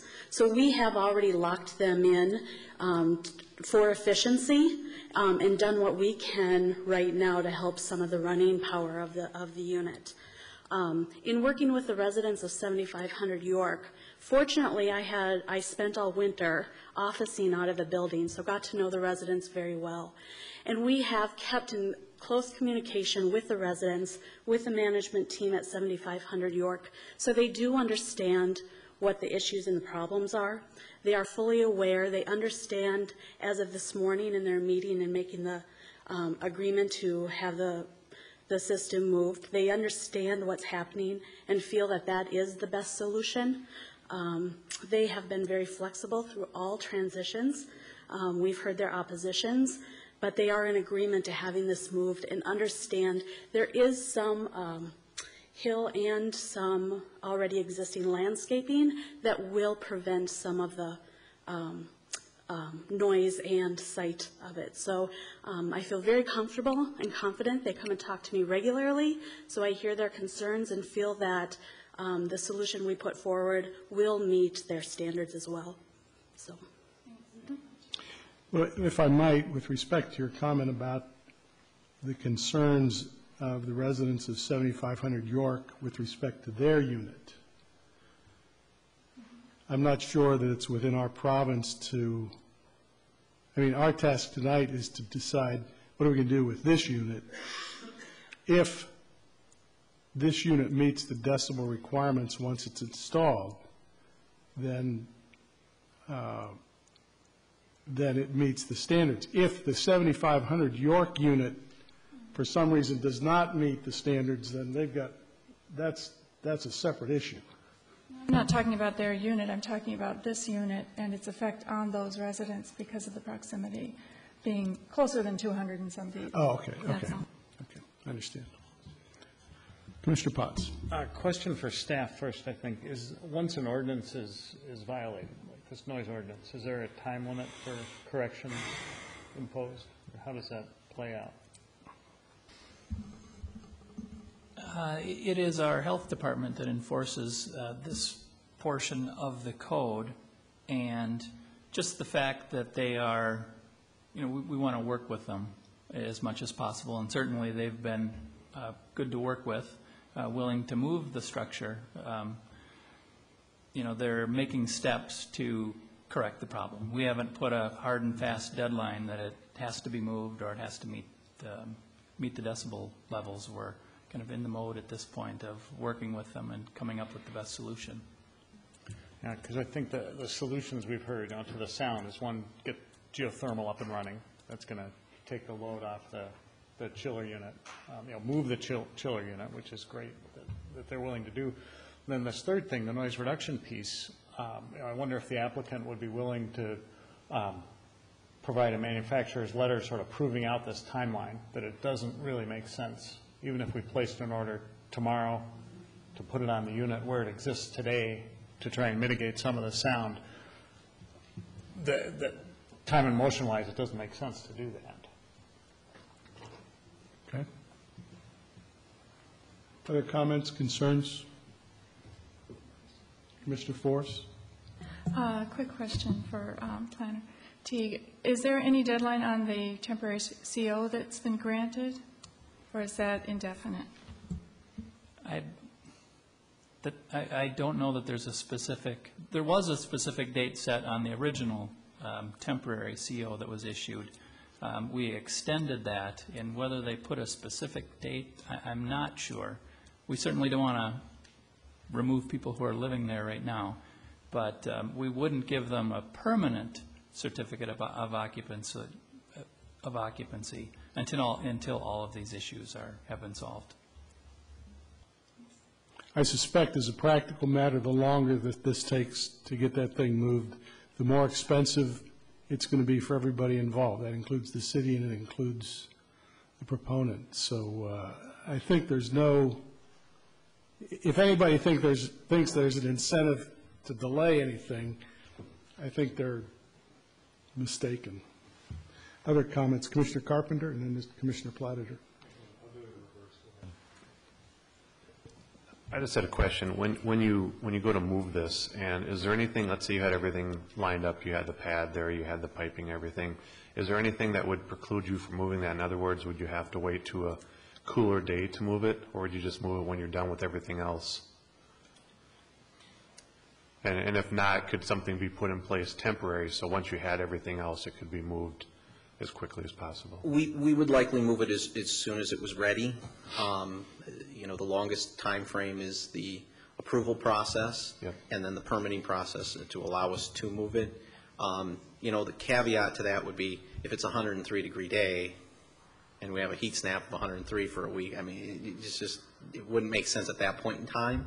I mean, we're really thinking that we can get this thing done relatively quickly, and that the long pole in the tent, as it were, to be honest, and no offense, is the city's approval process. At the same time, you know, I guess our position was we don't want to be with our back against the wall and have, you know, extreme heat that we're dealing with, and residents that we've got to move out to a hotel. A lot of these residents are memory care residents. You know, movement in living situation is traumatic to them, and so we're trying to do this with as little impact on those residents as we can. So, you know, we're really working towards moving it absolutely as quickly as we possibly can. Okay. Mr. Carpenter? As probably has been a little bit apparent, I felt a little bit like taking a pound of flesh this evening. But I'm also realizing that as a practical matter, there's really no way to get this thing resolved other than to try to fast-track the approval process as much as possible. So as much as it pains me to say this, I do think that we should revisit Mr. Staunton's motion, or I'll make the same motion with the invitation that we at least try to put on it what we believe to be the reasonable controls relative to screening, 10-foot arborvitae, if it sounds like that's a viable option, and whatever other controls others on the up the table here feel would be appropriate. But I do think at this point that it makes the most sense to try to move this thing through in the best possible way. Commissioner Scherer? I guess I'm not as easily appeased. We're dealing with a lot of hypotheticals here, and nobody is willing to commit to any deadlines. It's as quickly as we can, as soon as we can, without obviously inconveniencing the residents we have in our facility. At one point earlier, I have in my notes that we thought that would be in the fall, after all of the heat season was over. I would like to know how long it would take specifically, and I suppose to my fellow commissioner's comment earlier, to obtain a noise abatement unit and install it? How long would that take in the current location, regardless of when we arrive at a point of moving the unit to another location? We don't have that answer tonight. I'm amazed that you don't. I have to tell you that. Really amazed. You know, it's probably 8 to 12 weeks. Once again, it's a probably based on the mechanical equipment. You know, I don't know until we completely design the system and submit the purchase order for that equipment. We just don't know. I think you should know. I agree with the person in the audience. I apologize, but I do not.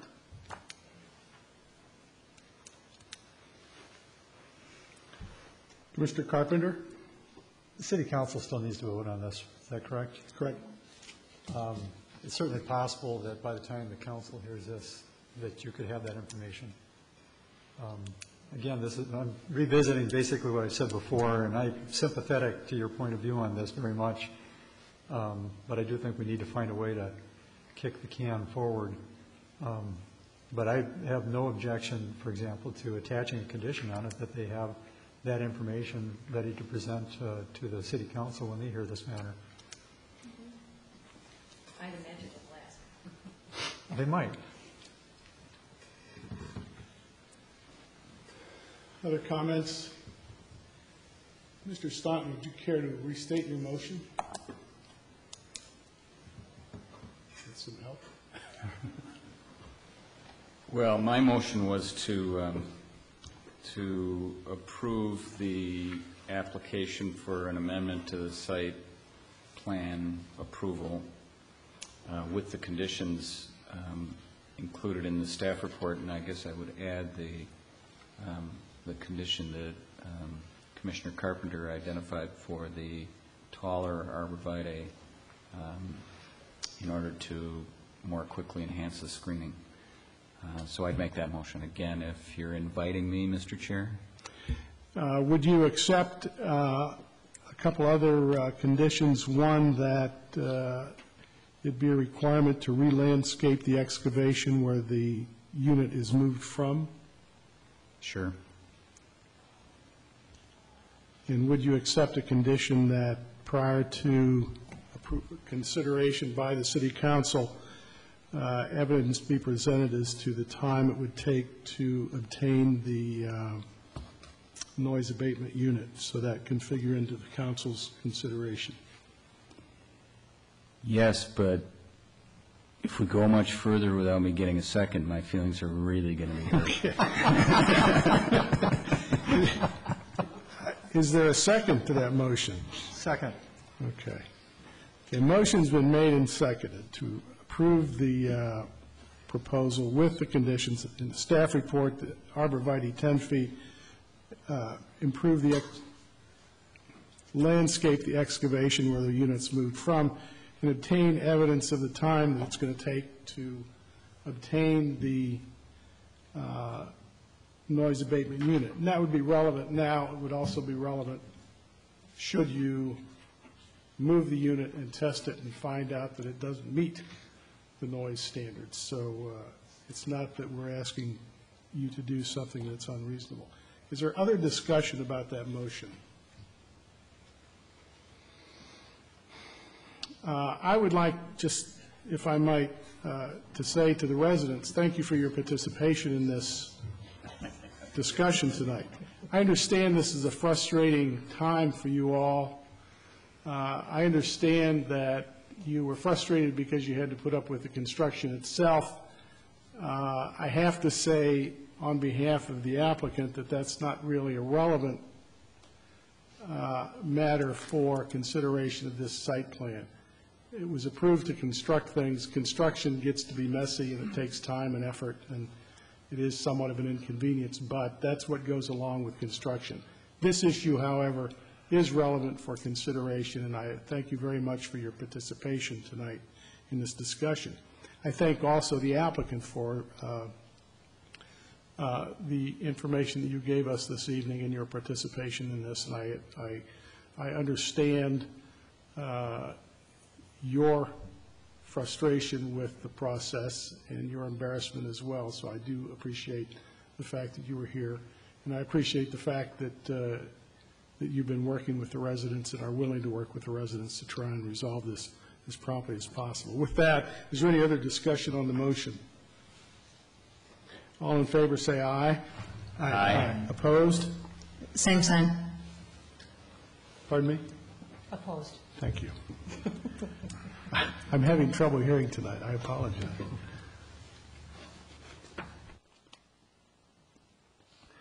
Okay, thank you very much. This matter will be moved on to the City Council.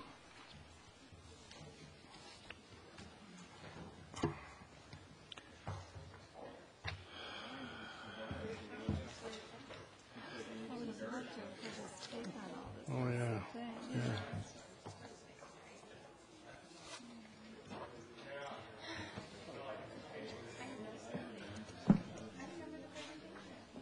Were you chomping at the bit out there? To get back in here? Well, just I wanted to hear what you had to say. It's like, I was going to use what I had to say a few months ago.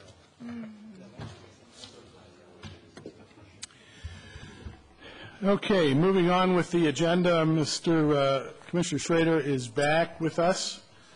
The next item on the agenda, reports and recommendations, zoning ordinance amendment revisions to approved site plans. Carrie, would you care to address this issue?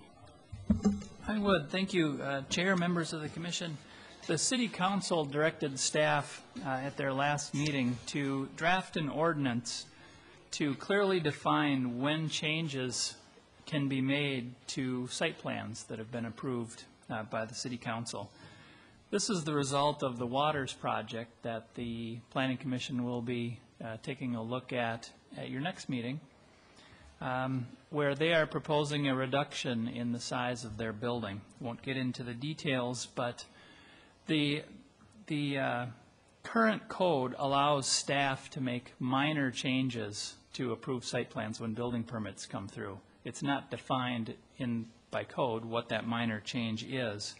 The current policy that the council's been operating under is that all changes are brought back to them, and then they make the determination whether the changes are minor, or if they're major, then they come back to the Planning Commission for a full review of that change. And what they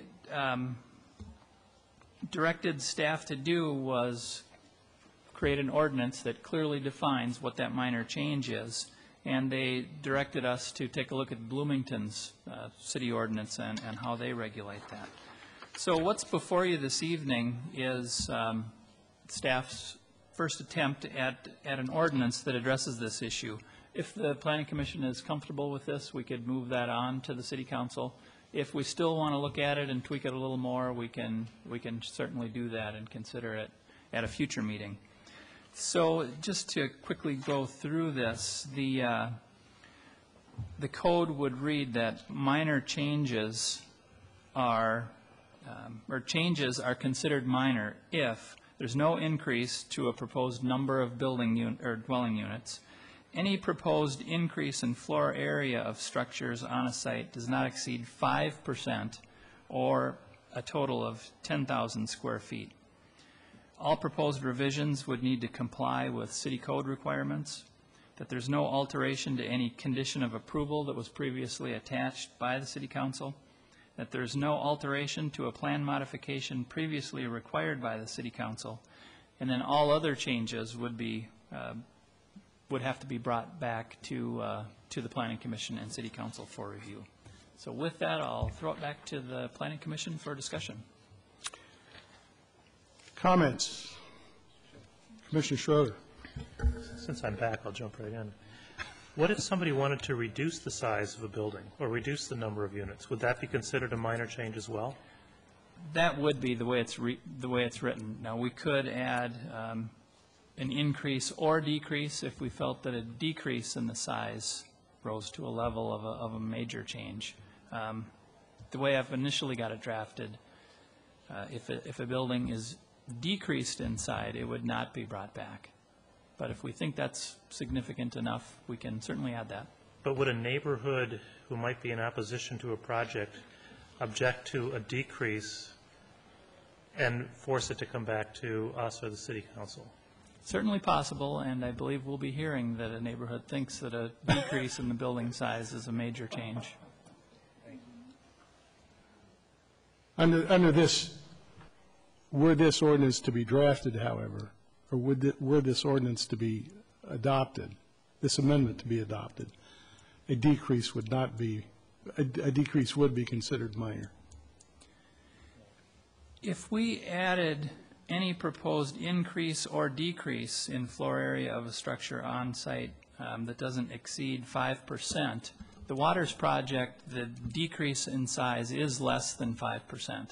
So that project wouldn't fall into that category for a need to come back to the Planning Commission. Okay. Commissioner Staunton? Would this apply to planned unit development approvals?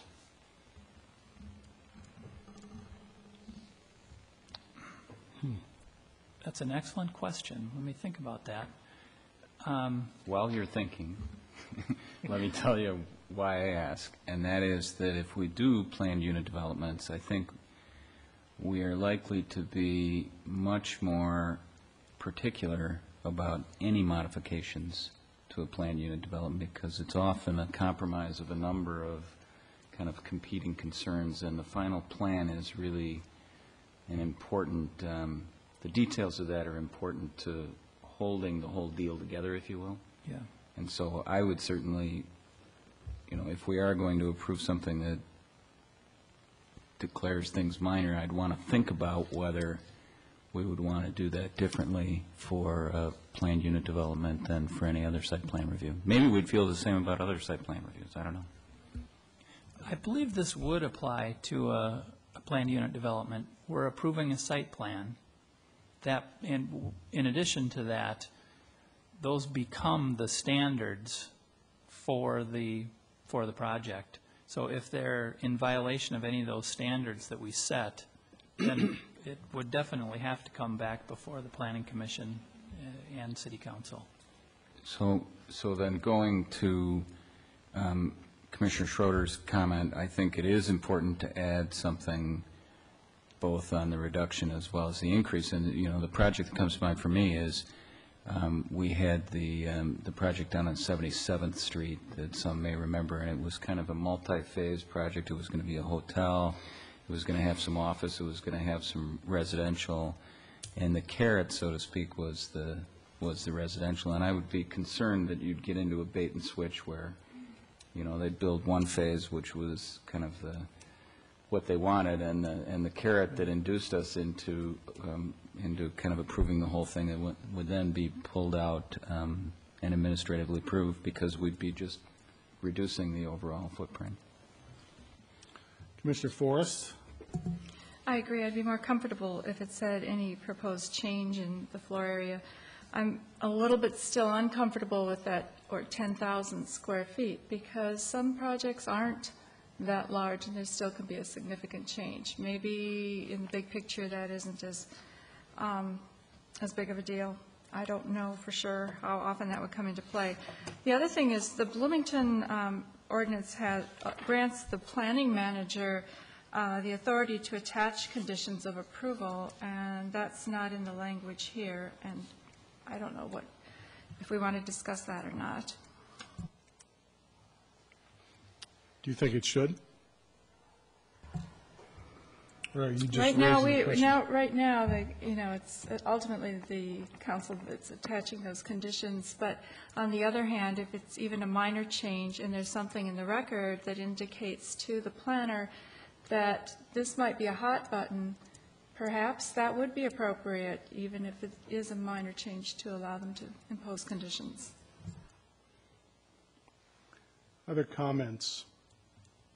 Commissioner Platter? And this may be just more of a question.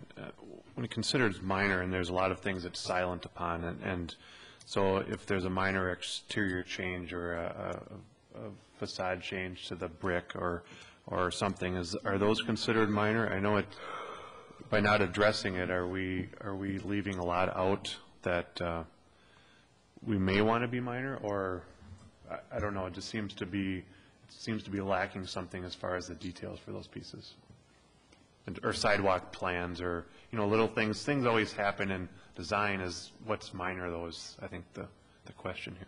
Yeah, in changing out brick, the council approves the materials board, and that's listed as a specific condition of approval. So if they change that, they would be changing a condition of approval.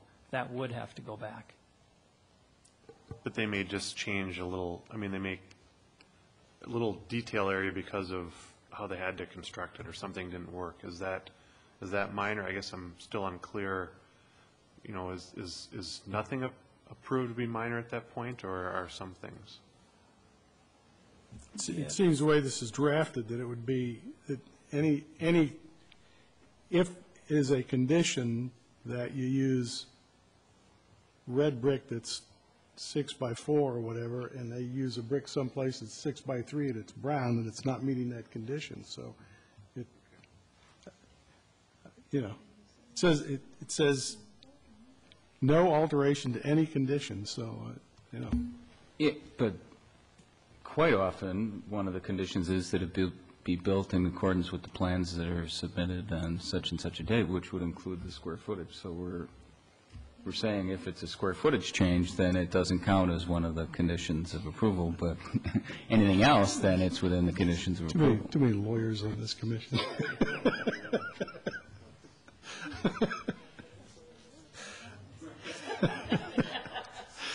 Commissioner Carpenter?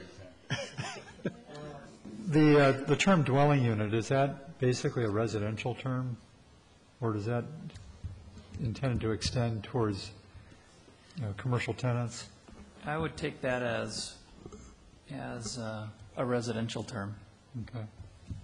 Square footage would apply to commercial or industrial type use, and we wouldn't get into the individual units within. Okay, thanks. Other comments? I don't think, Carrie, I don't believe that we're required to take any action on this evening.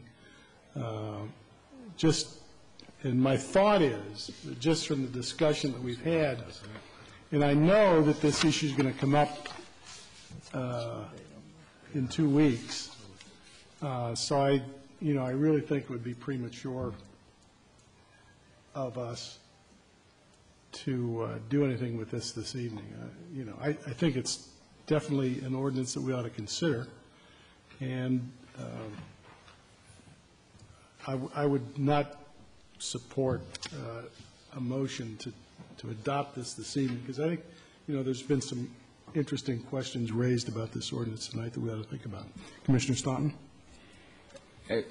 For all my naysaying, I would say that I know there are going to be times when there's minor things. You can think of the shape of a window, or does the window have mullions in it or doesn't have mullions in it, or, these things that might come in front of us and we'd just say, you've got to be kidding. We're really having a public hearing about whether you're going to change that. So I don't quarrel with the fact that there's got to be some way to describe this that is going to hit the right spot, but I do think it's going to take some thinking on our part. So I'd make a motion to continue this until our next meeting. One of the things I maybe ask here is, right now, I think what the city council directed was try to pattern it off of the City of Bloomington's ordinance. And I wonder if it might be useful to try to look at some of the other ordinances around the area here as other templates that might be useful as resources as well. I can sure do that. I think what I might suggest is, given the size of our agenda, we might want to put this off for a couple of meetings.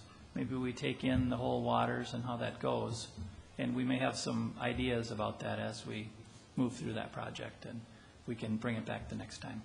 And Carrie, if I could add to Commissioner Carpenter's comment, if we could look at other municipalities that have historic districts or historic components to this, the window mullion or not comment of Commissioner Staunton made me think that if there are those sorts of things in the language we need to consider, that we should look for that too. Although Richard Forrest. with the historic district, most of those changes aren't our purview anyway. They're the Heritage Preservation Board, so they'd be reviewing any changes, and they have their own guidelines as to when things return to them. So you need to be aware of that. Good point. Other comments? With respect to, Carrie and I did have some conversation earlier this month about zoning ordinance amendments. We have a project that's ongoing to redo the zoning ordinance. I think the discussion, which I anticipate at the next meeting, will help instruct us or provide some grist for this particular mill. But we do intend to revisit the zoning ordinance issue and to continue that process. So in case anybody's thought that Grable gave up on that, it's not so. We will be doing that. So just to let you know, and I'll work with Carrie and we'll get the thing teed up and have some meetings and consider some of these things. And maybe it's appropriate to wait until that time. Maybe this is one of the first ones that we take up again in that process. So.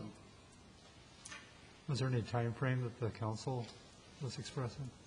They didn't express any specific time frame. Any other discussion on this particular issue? Good. Your motion will die for want of a second. What can I say? You'll come back around.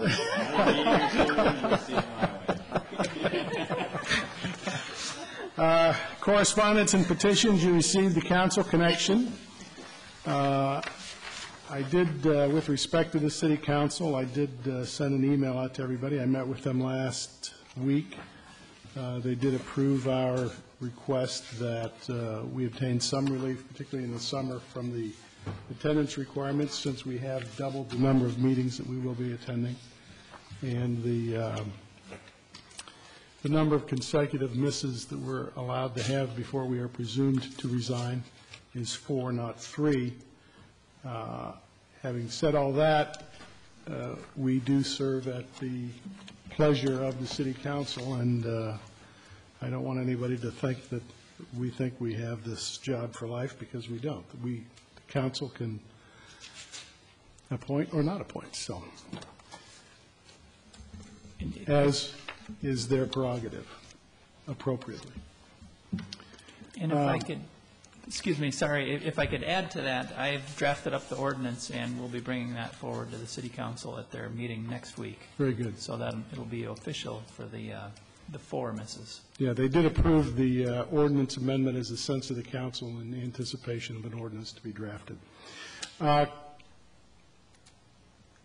Chair and commission member comments. I've had enough comments tonight. I would be interested to hear, does any report on the small area study? Yes, Mr. Chair, members of the commission, we continue to work on the Grandview Small Area Plan process. We are nearing completion of the kind of first quarter of our work, which was to organize ourselves and to formulate a process to engage consulting experts to assist us with creating a development framework. We've got a steering committee in place and an executive committee and 4 work groups that are meeting regularly to kind of think through the issues that are associated with this. And about a week or 10 days ago, the city issued a request for information seeking interest, or a request for interest, seeking interest from consulting experts in the 6-page or less letters that have been invited are due by July 11th. And once those come in, we're going to be going through a kind of a screening process to figure out who we want to interview, and then a scoping session to kind of frame up a work plan, and hopefully by early September come to the City Council with a recommendation of both a work plan and a team that can carry us through the development framework. So we're marching along, and invite any of you to join us at any time. The steering committee meets on the third Thursday of every month, and we'll keep giving you reports as things develop. Good, thank you. Any other reports from any commission member? Any other comments? Concerns? Does the staff have any comments they wish to add? I don't. Very good. All right, if there's nothing else to come before the meeting. Mr. Chair, I would move that we adjourn this meeting. Is there a second? All in favor? Aye. We are adjourned.